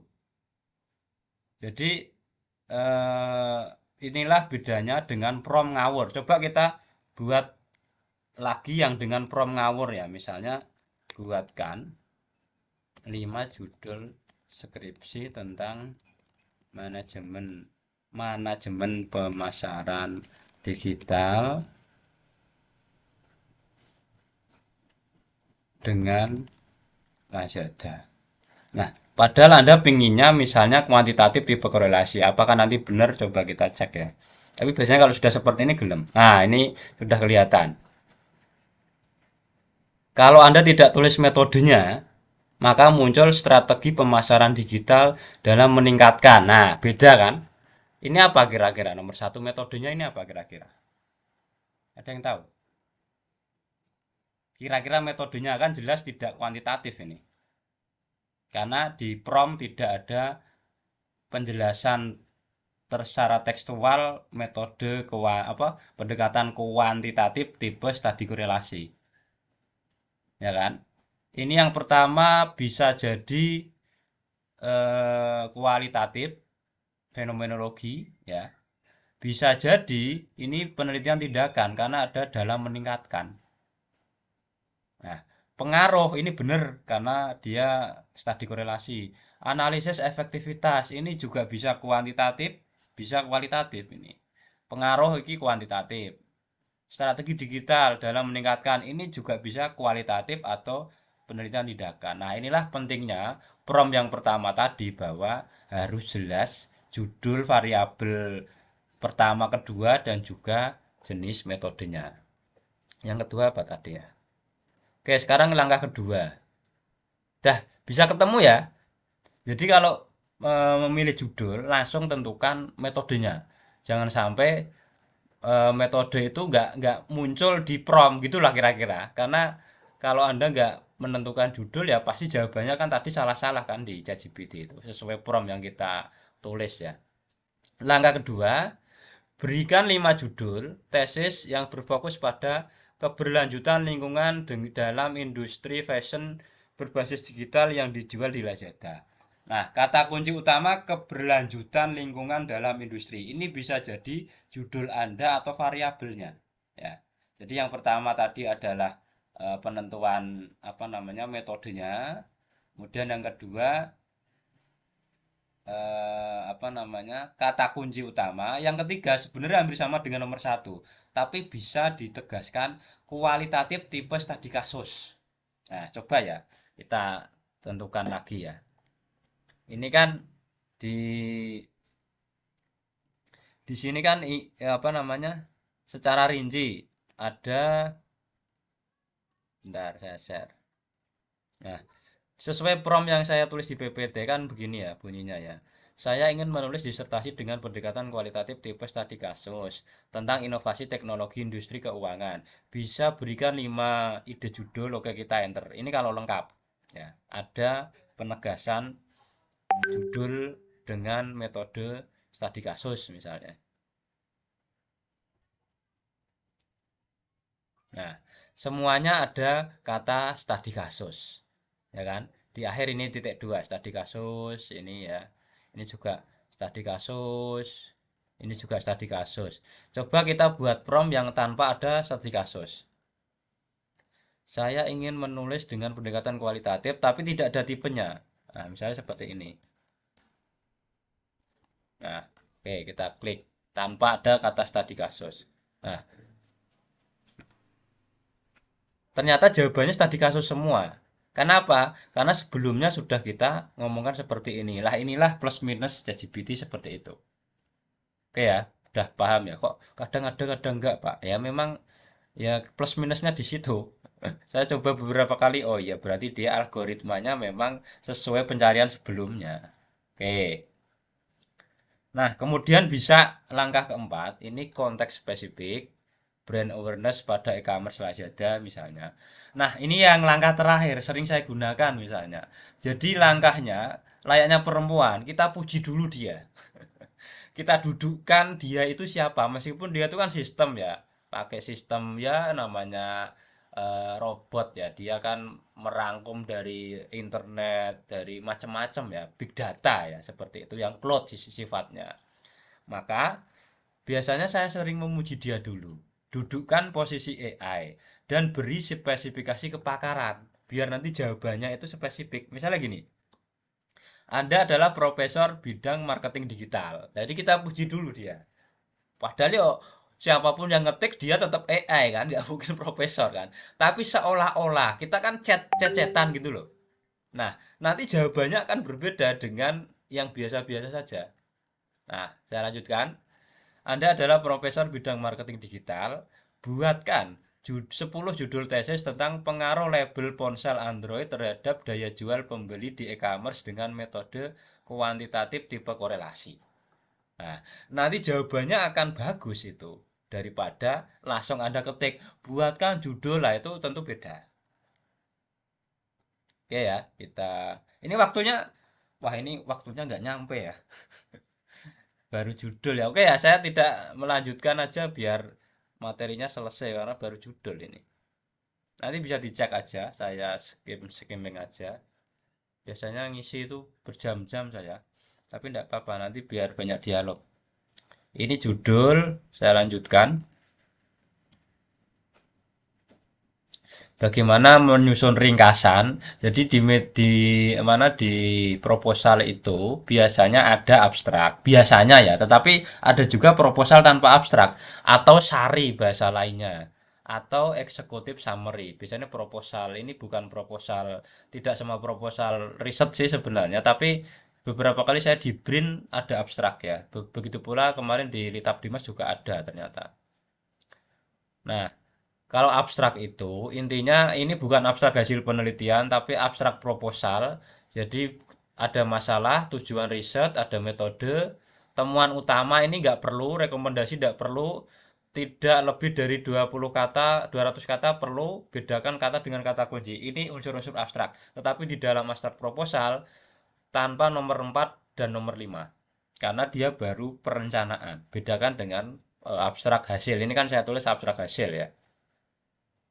Nah, ini contoh abstrak hasil ya. Ada masalah, ada metode, ada hasil, ada rekomendasi, ada kata kunci. Kata beda dengan kata kunci ya, teman-teman. Kalau digital itu kata, tapi kalau digital competence itu kata kunci. Beda ya. Biasanya kan teman-teman hanya nulis guru. Guru itu kata atau kata kunci ya, misalnya yang pendidikan. Ya, misalnya saya contohkan perempuan. Perempuan itu kata, tapi kalau perempuan bawel itu kata kunci, misalnya gitu. Perempuan cantik, misalnya itu kata kunci. Perempuan solehah itu kata kunci. Tapi kalau hanya perempuan, bisa jadi itu hanya kata. Dan itu tidak mengandung kajian teori. Meskipun ini nanti bisa Anda terapkan di abstrak hasil riset atau abstrak proposal. Nah, ini AI4 untuk abstrak, memang ada sendiri ya.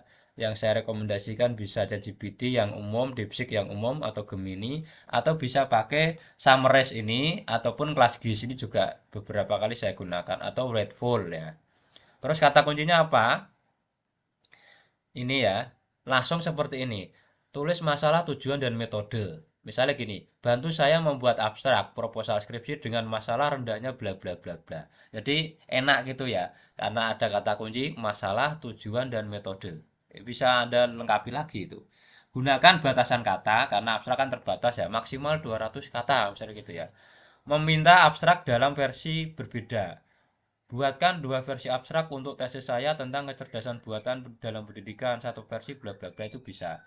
Bahasa yang berbeda. Nah, biasanya kan abstrak itu in English atau in Indonesia. Maka kata kunci atau promptnya buatkan abstrak dalam bahasa Indonesia dan Inggris untuk disertasi saya tentang digitalisasi UMKM di Indonesia.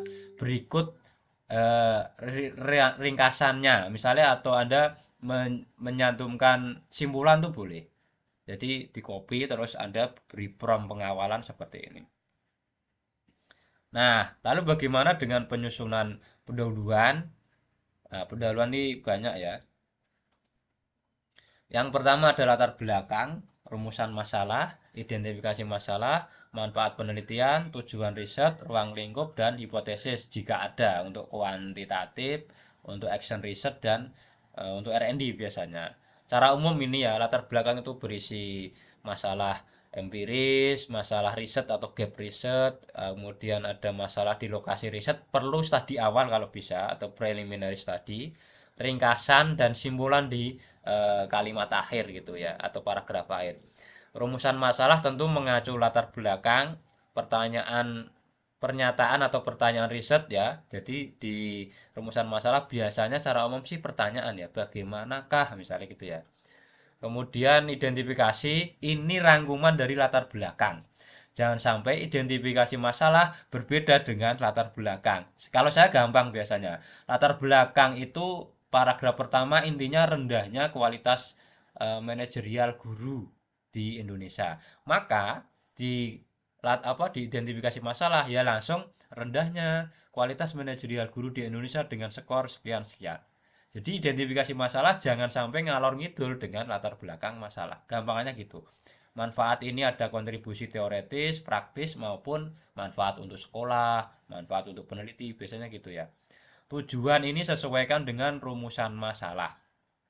Kemudian ruang lingkup ini ya sesuai dengan temanya, topiknya, variabel, waktu. Kalau hipotesis ini kan jawaban sementara. Nah, ini contoh di AI dengan prompt yang khusus. Misalnya begini ya, Anda adalah profesor riset bidang teknologi pembuatan game yang ahli R&D. Karena Anda nanti inginnya R&D, misalnya gitu ya. Terus, buatkan latar belakang dengan data empiris dan gap riset, urgensi riset, tujuan riset tentang pengembangan game bla bla bla bla bla. Nah, ini nanti bisa Anda copy. Saran saya kalau latar belakang, jangan di ChatGPT. Karena nanti Anda kesusahan mencari referensinya, dasarmu sekonti. Kan kayak gitu. Kan asisten kan tadi di awal. Kalau saran saya ya Perplexity. Gampangannya gitu. Atau dengan menggunakan kata kunci yang itu bisa nyambung ke connected paper, itu bisa itu. Pokoknya jangan ChatGPT lah, karena banyak yang ngawur itu ya. Ini kalau waktunya panjang nanti bisa kita contohkan ya. Udah rumusan masalah sama, kopas teks latar belakang. Anda sangat pakar bidang riset dengan game edukasi ini keliru tipe. Buatkan 4 rumusan masalah dengan model pertanyaan berdasarkan latar belakang di bawah ini, terus teks latar belakang di copy terus enter. Nanti akan muncul rumusan masalahnya.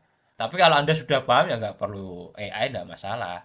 Nah, kalau identifikasi masalah tadi, satu paragraf di latar belakang pasti ada main idenya, jadikan satu identifikasi masalah. Tujuan ini sesuai dengan rumusan. Ini lebih enak sebenarnya kalau pakai AI ya. Kalau ini bolehlah pakai ChatGPT. Identifikasi masalah boleh pakai ChatGPT, tapi kalau latar belakang usahakan jangan ChatGPT. Manfaat penelitian boleh pakai ChatGPT karena kan lebih teknis ya, tidak perlu rujukan kan, tidak perlu referensi. Ruang lingkup juga boleh, hipotesis boleh, kalimat penutup juga boleh ya. Jadi yang sangat saya sarankan tidak ChatGPT itu latar belakang. Paling nggak Perplexity lah ya. Nah, ini AI Tools rekomendasi untuk pendahuluan ya.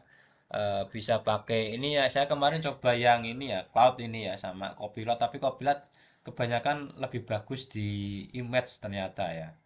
Kemudian Elicit yang paling ini bagus ya, Perplexity lah paling tidak. Ini beberapa nanti tinggal diklik yang ya paling nggak register dulu. Kalau yang gratis kan tetap bisa ya, tapi ya sederhana dan terbatas.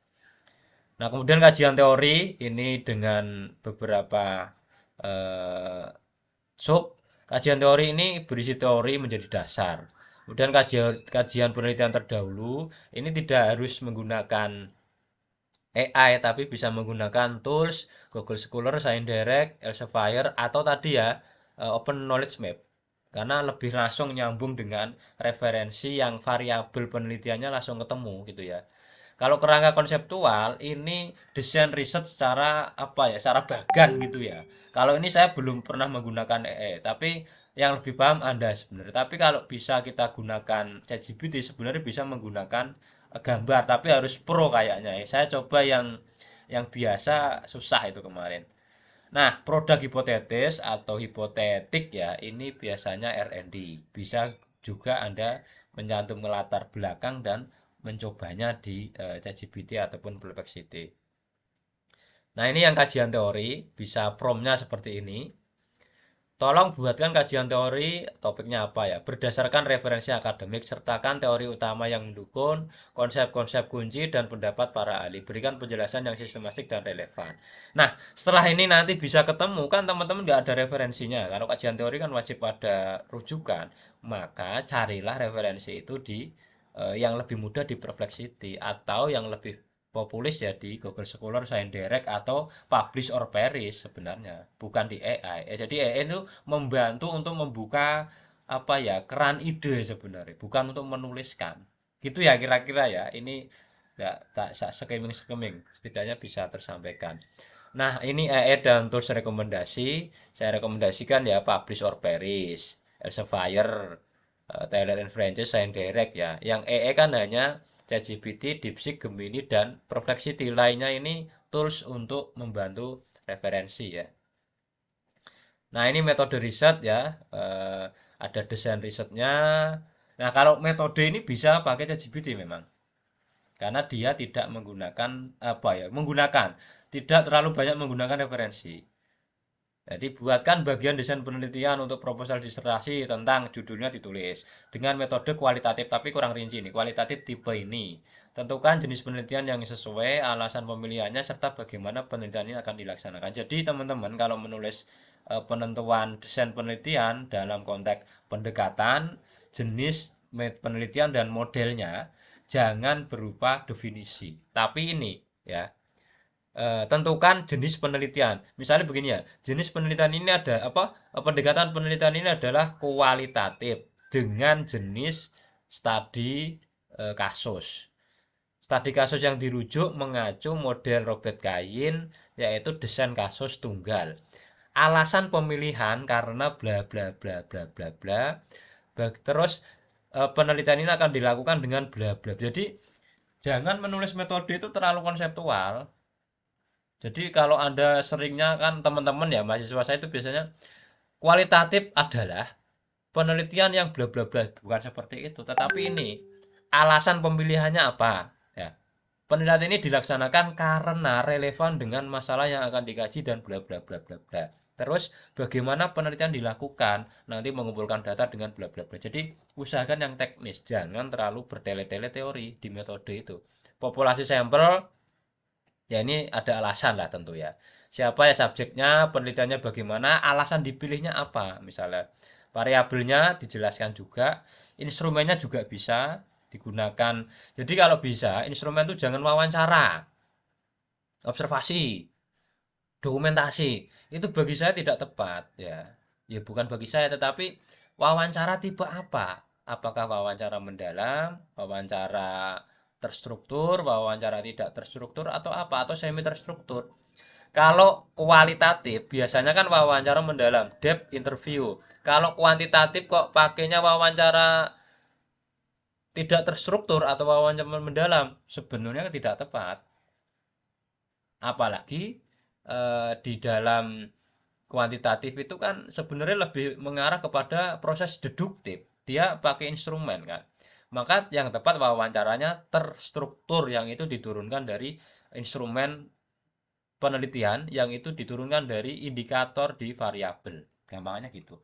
Teknik pengumpulan data tadi jelas ya, jangan menulis yang umum. Kalau wawancara apa? Mendalamkah? Tidak terstrukturkah? Terstrukturkah? Observasi, partisipankah? Non partisipankah? Seperti itu. Atau dokumentasi, jangan dokumentasi. Dokumentasi itu panitia melakukan foto-foto. Yang benar adalah studi dokumen. Ada juga yang FGD ya, ada survei, ini nanti bisa ditambah. Kemudian teknik analisis data, ini bisa mengacu kategori data ya, ada reduksi data, coding, kategorisasi, triangulasi. Kalau kualitatif biasanya ada triangulasinya, triangulasi sumber data, checklist dan member check dan seterusnya. Ini ada contoh-contohnya. Saya percepat aja. Ini tools rekomendasi untuk menyusun apa tadi metode.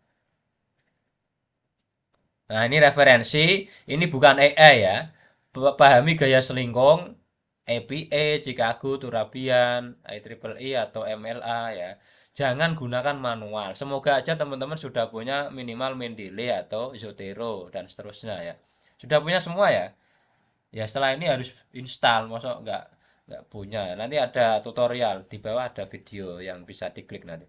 Gunakan tools manajemen referensi, minimal ini ya, Zotero, Mendeley. Kualitas referensi kalau bisa dari Scopus, dari ya kalau skripsi boleh referensinya tesis disertasi atau artikel yang sudah terbit di jurnal. Kalau tesis dilarang pakai skripsi, apalagi disertasi kok referensinya pakai pakai tesis disertasi kan apa ya istilahnya itu kebun nyusu gudal, nggak boleh, harus lebih tinggi, gampangnya gitu. laporan penelitian yang muktabar ya istilahnya ya, UNESCO, OECD, PISA, BPS, Kemendikbudristek, Kemendikdasmen, Kemenak misalnya, bukan dari blog apalagi dari URL yang nggak jelas, itu dikurangi.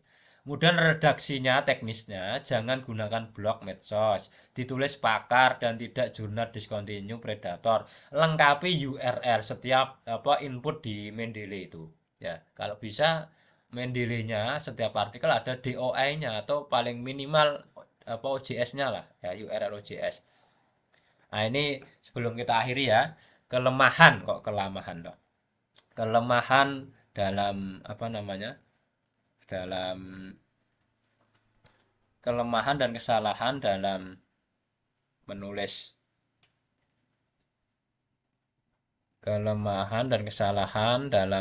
proposal STD. Yang pertama malas teman-teman.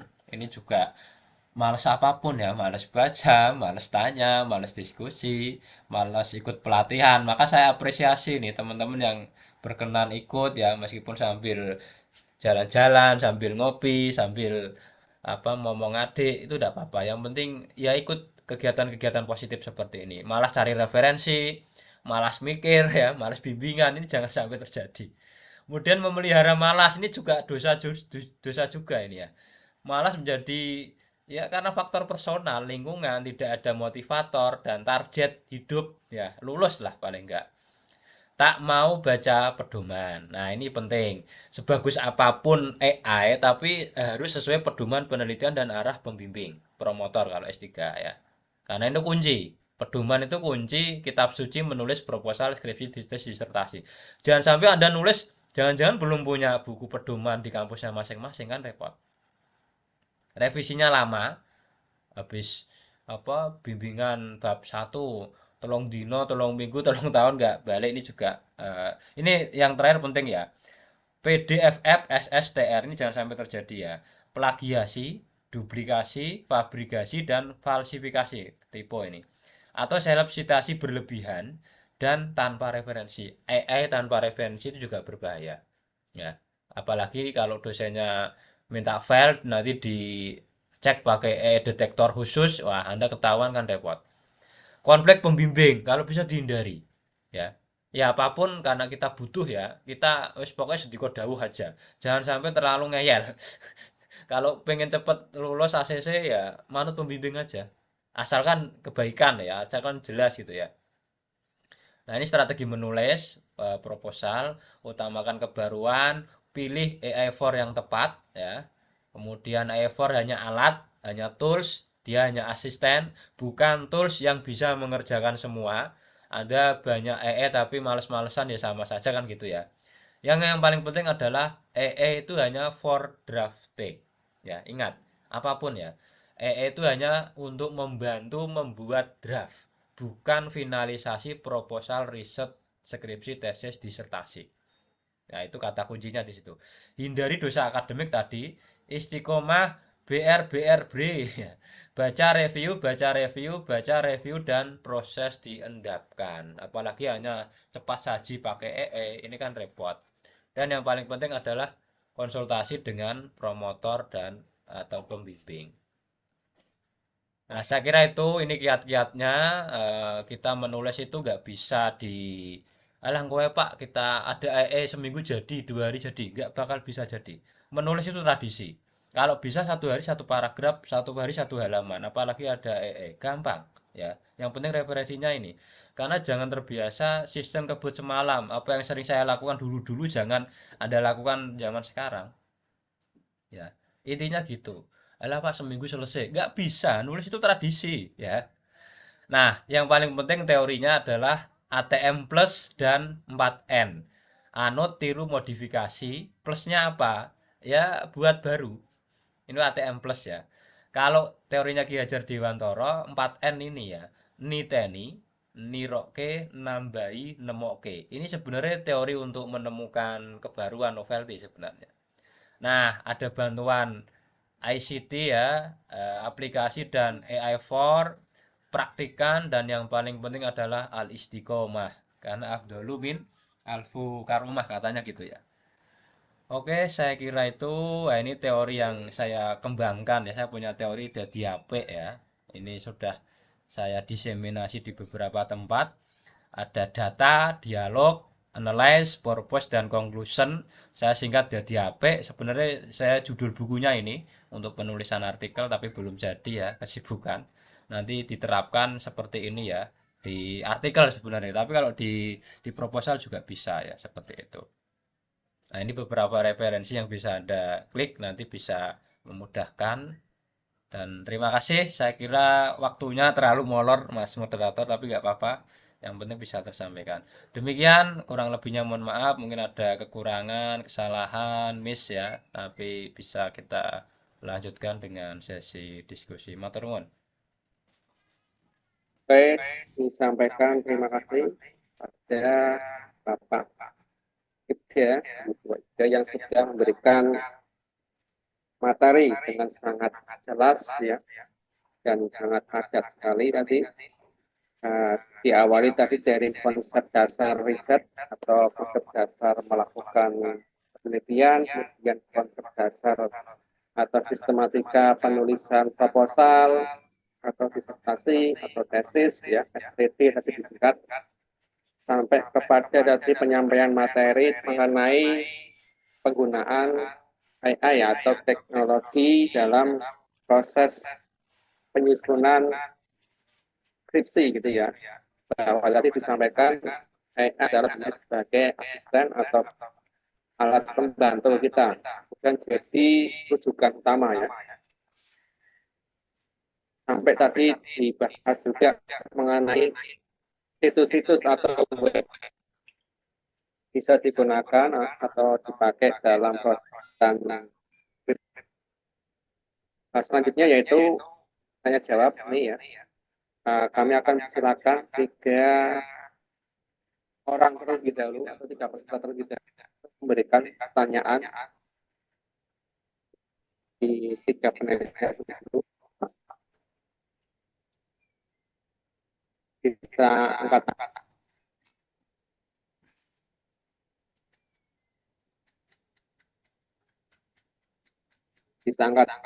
suara.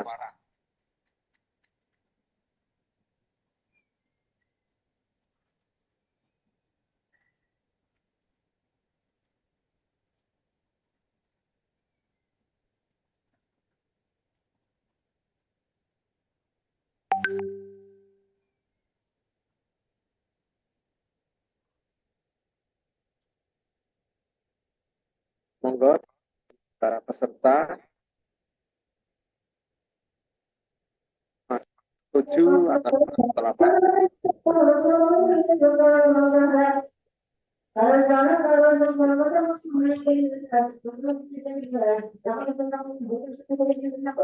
Nggak ada nampaknya Anwar. Betul ya. Mas Ida, Pada paham kayaknya ini. Apa? rata-rata semester 5 mau bikin judul. Belum. Oke, terima kasih ya Mas Ida ya, sudah singgah di Gria Riset. Nanti lagi kapan-kapan. Ini Mas Anwar dari Pekalongan ini.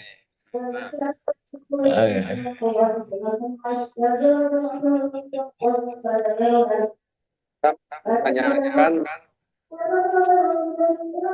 buatan proposal ya, bagaimana tips ide atau cara dalam penggunaan proposal, karena kan kebanyakan mahasiswa ini kebingungan di awal ya, di awal itu sudah bingung cara menggali ide atau tema yang bisa di tulis gitu ya. Silakan saja ditanyakan. Ini kalau pertanyaan di luar konteks materi, barangkali ada yang menanyakan di luar terkait tadi ya, yang tapi dari materi ini. Barangkali ada, silakan. Apakah dapat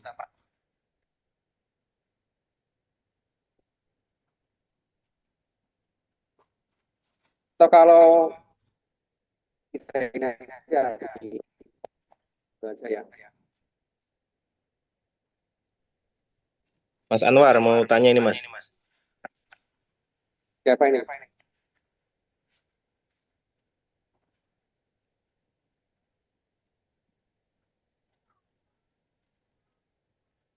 Ya, silakan bisa sampaikan. Mas Osin. Terima kasih Mas Anwar. Ini saya Fauzin dari Demak. Mas Ibda, saya mau tanya ini biasanya ya teman-teman tuh kalau mau mengerjakan skripsi di perkuliahan itu memang ada pasti ada ya mata kuliah metode penelitian 2 SKS atau 4 SKS dan seterusnya. Tapi itu biasanya di semester 5 dan kita itu nggak ngeh kalau itu ternyata nanti penting dalam penyusunan skripsi. Banyak yang tidak sadar pada semester 5. Ya. Nah, pada saat itu kita itu males-malesan mendengarkan ya absen. Bahkan mungkin ada juga dosen yang penyampaiannya kurang bisa kita terima atau malah absen dan seterusnya lah, banyak masalah yang kredit dalam semester-semester itu. Kita banyak organisasi dan lain sebagainya sehingga tidak menguasai metode penelitian. Nah, ternyata pada saat kita nanti mengerjakan itu waktunya cepat sekali. Tiba-tiba semester 7, tiba-tiba semester 8 dan dituntut segera menyelesaikan skripsi. Nah, cara instannya teman-teman itu biasanya itu melihat skripsi yang sudah ada. Oh, ada latar belakang seperti ini isinya. Oh, rumusan masalah ini seperti ini ya. Modal nekat, modal baca sekilas, modal meniru, langsung kita praktekkan. Mungkin bahkan kalau kita disuruh menjelaskan tuh kita tidak paham. Banyak sekali yang seperti itu ya, seangkatan saya dan seterusnya. Itu mungkin berapa persen lah, lebih dari 50%. Nah, seharusnya di S1 itu untuk menyusun skripsi, apakah memang harus benar-benar paham untuk metode penelitian atau dengan cara instan seperti itu bisa menghasilkan skripsi yang baik pula? Karena kita juga dapat pembimbing, kadang-kadang pembimbingnya sibuk untuk menjelaskan metode penelitian juga kurang maksimal. Nah, mohon masukan ini Mas Ibda. Ya, terima kasih Mas Osin. Pertanyaannya mungkin bisa langsung dijawab saja, Mas Ibda. Ya, yang pertama matur nuwun atas keluh kesahnya ya atau sharingnya.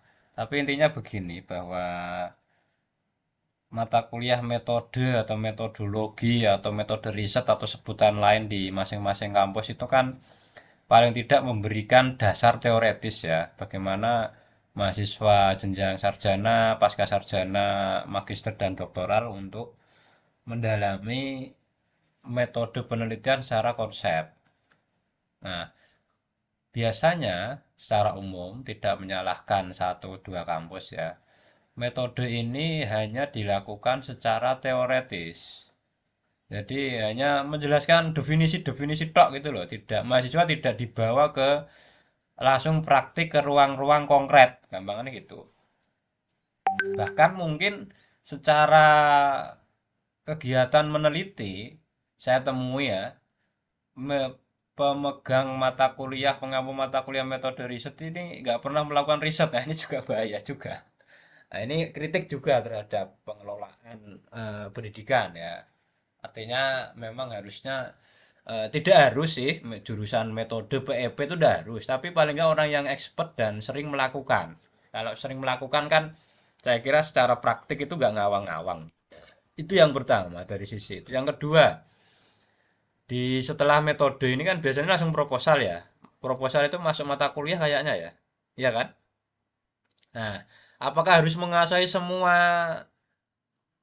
teori tentang penelitian atau metode penelitian? Tidak. Menurut saya tidak. Tapi kuasailah bab 3.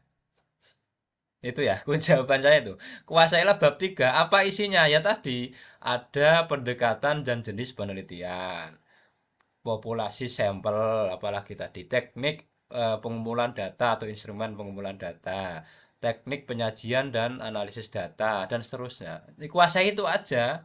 Nggak perlu kuasai secara satu semester atau 2 SKS mata kuliah itu ya bonyok kita.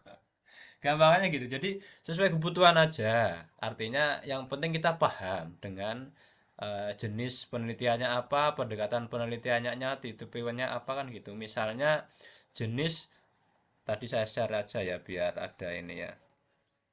Jadi yang paling penting itu penguasai bab 3 itu loh. Nah, kalau menguasai semua ya, tapi ya setidaknya kalau ingin mendalam ya harus pakai ini waktu sendiri untuk mendalami apa namanya metode penelitian. Kalau nggak seperti itu ya nanti kita akan ini ya akan mengalami banyak masalah ketika dalam proses riset dan yang paling penting juga rajin diskusi, rajin tanya-tanya gitu ya. Oke, ini tak share screen misalnya ini. Ini kan tadi saya mencontohkan beberapa sampel di riset ya, misalnya kualitatif. Pendekatan dan jenis penelitian. Kuasai ini aja. Oh, pendekatan penelitian itu ada 3 ya menurut Gibbet tadi ya. Ada kualitatif, kuantitatif, dan mixed method kan gitu. Terus jenis penelitiannya apa? Anda milihnya apa kira-kira Mas? Kualitatif, kuantitatif, apa mix? Kual, Pak. Kualitatif. Tipenya apa? Tadi loh, sudah loh ya. Tipenya apa? Misalnya kualitatif fenomenologi. Kan tujuannya apa? Mengungkap makna. Oh, fenomenologi. Nah, fenomenologi tipenya apa? Kalau saya kejar harus jelas kayak gitu. Oh, tipe fenomenologinya interpretatif. Nah, jadi nanti jenengan bisa menginterpretasikan dari makna informan, makna yang diwawancarai di lapangan. Kan kayak gitu. Jadi cukup kuasai itu aja. Yang kedua, lokasi dan subjek penelitian. Alasannya apa? Caranya bagaimana? Kuasai itu toh. Teknik pengumpulan data tadi, ono wawancara itu jangan hanya wawancara, wawancara tipe apa? Nek saya kan gitu ya. Wawancara mendalam kah, wawancara terstruktur kah, atau wawancara tidak terstruktur. Tapi kalau kualitatif, lazimnya biasanya wawancara mendalam atau wawancara tidak terstruktur. Kalau kualitatif kok tipe wawancaranya terstruktur itu salah kaprah. Karena terstruktur itu hanya khusus di kuantitatif karena dia polanya deduktif. Hanya itu aja sebenarnya. Jadi kayak gitu tok sebenarnya yang dibutuhkan dalam konteks menyusun proposal loh ya. Tetapi kalau pengembangan diri ya wajib dong untuk terus-terus belajar kan gitu. Kemudian analisis data, pilih apa? Apakah pakai coding, reduksi data, dan ini kan satu kesatuan ya. Pilih yang versi siapa? Menurut Creswell kah? Kalau kualitatif tipe fenomenologi ya paling enggak ada metode khusus misalnya Creswell gitu loh atau Sugiono misalnya gitu. Jadi alurnya apakah interpretasi data, sebelum interpretasi data ada coding, ada pengumpulan data. Jadi analisis itu ada tahapannya. Kuasai itu. Nah, yang terakhir keabsahan data. Keabsahan ini biasanya pakai triangulasi. Triangulasi ini apa? Apakah triangulasi sumber, triangulasi metode, atau triangulasi apa ya? Data misalnya. Misalnya triangulasi sumber. Oh, ini dari yang diwawancara ada 10 informan. Ngomong kalau Mas Kozin itu ganteng. Dari 10 informan yang ngomong Mas Kozin ganteng itu 7. Yang ngomong tidak ganteng itu 3. Berarti secara triangulasi data Mas Kozin itu ganteng karena yang ngomong ada 7. Nah, itu contoh triangulasi sumber. Artinya dari jumlah yang ditriangulasi, oh sama ya yang ngomong ganteng itu 7 orang ya, lebih dari 50% berarti sudah absah gitu kira-kira. Itu caranya. Caranya sederhananya gitu Mas kira-kira. Nah, kalau mau ngomong apakah harus menguasai metodologi, nek saya kok kepentingan praktisnya untuk proposal ya kuasai bab 3. Kayak gitu Mas. Tapi harus dipahami juga ya pengertian data. Data itu apa sih? Kadang kan saat ujian loh ya, ini saat ujian ya. Kadang kan penguji itu tanyanya kadang nggak mutu. Tanyanya kadang nggak mutu tetapi menjebak ya. Misalnya gini, ini datamu ini ada berapa toh Mas? Bingung gue. datamu ini apa? Nah, itu jawab bingung. Oh, ini hasil wawancara, Pak. Oh ya, oke, sudah ketemu misalnya. Nah, data itu apa, Mas? Apa ya, Pak ya? Nah, data itu apa misalnya? Nah, itu kan pertanyaan yang penguasaan di bagian metode. Singkat tapi kadang mak kelakep karena ya jenenge wong ujian iki wis sepaneng biasanya ya. Itu kadang buyar. Nah, maka kuasailah sering-sering diskusi juga. Ini juga salah satu trik ya dan sering menonton ujian-ujian. Data itu informasi. Wis ngono tok sebenarnya. Takoni data jawabannya bulat. Nah, saya kira itu bagaimana kita menerapkan metodologi secara teoretis itu applicated ya. Applicated itu secara terapan di kuasailah bab 3 seperti itu. Jadi jangan sampai ada beban aku kan nggak terlalu pinter metodologi ya nggak terlalu pinter teori tidak apa-apa tapi kuasai bab 3 dan secara teori maupun praktik jenengan paham. Ditanya jenis penelitiannya paham, ditanya pendekatan penelitiannya paham, teknik analisis datanya paham. Saya kira kalau itu sudah paham, ya nggak perlu paham teori sebenarnya. Ya perlu cuman secara aplikasi dalam konteks penulisan proposal STD ini, saya lebih milih yang aplikatif seperti itu. Begitu sih kira-kira karena di bab 3 kebanyakan selama ini ya teori, kualitatif adalah, wawancara adalah, kayak gitu nggak penting sebenarnya. Tapi lebih ke aplikasi. Kalau itu di buku metodologi bener, teori bener, tapi di dalam proposal kan rencana, bukan teori. Ya teori penting, tetapi tidak terlalu berdele-dele, hanya satu kalimat gitu aja. Saya kira gitu Mas, kalau ada respon atau tambahan monggo. Cukup Mas, terima kasih. Sangat jelas. Oke, terima kasih atas pertanyaan dan juga sekaligus jawaban tadi ya. Ya, jawab secara padat dan jelas. Siapa lagi nih yang mau tanya? Silakan.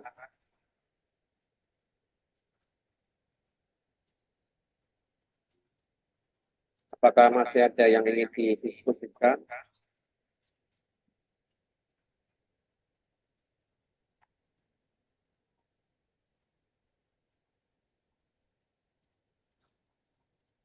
Sudah pada paham ya?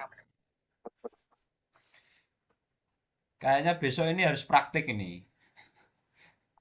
Ya toh, Ya, dikasih draft terus besok itu di praktik nanti direview hasilnya. Saya belum punya template soalnya, belum buat. Kalau Mas Amri punya, di-share aja besok kita review gitu, kira-kira. Biar ada hasilnya gitu loh.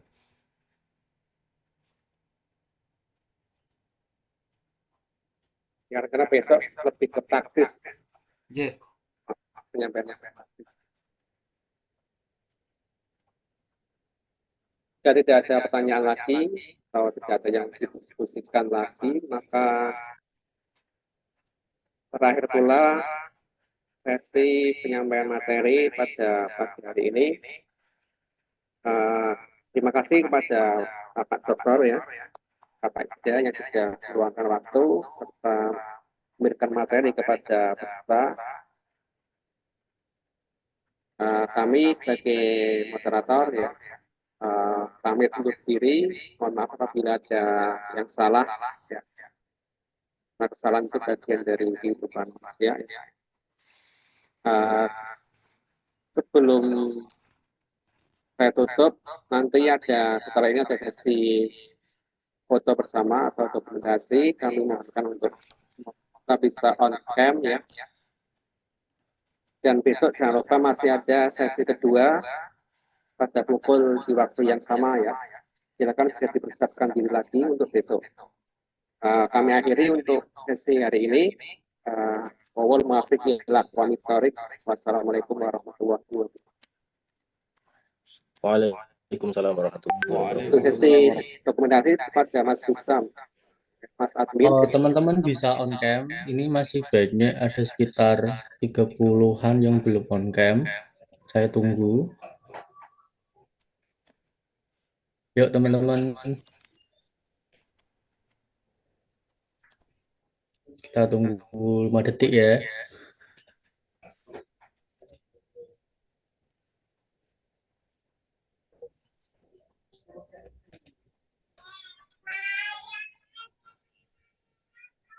Oke. Oke, jadi ini ada 3 slide. Nanti kita ambil 3 kali capture gitu ya.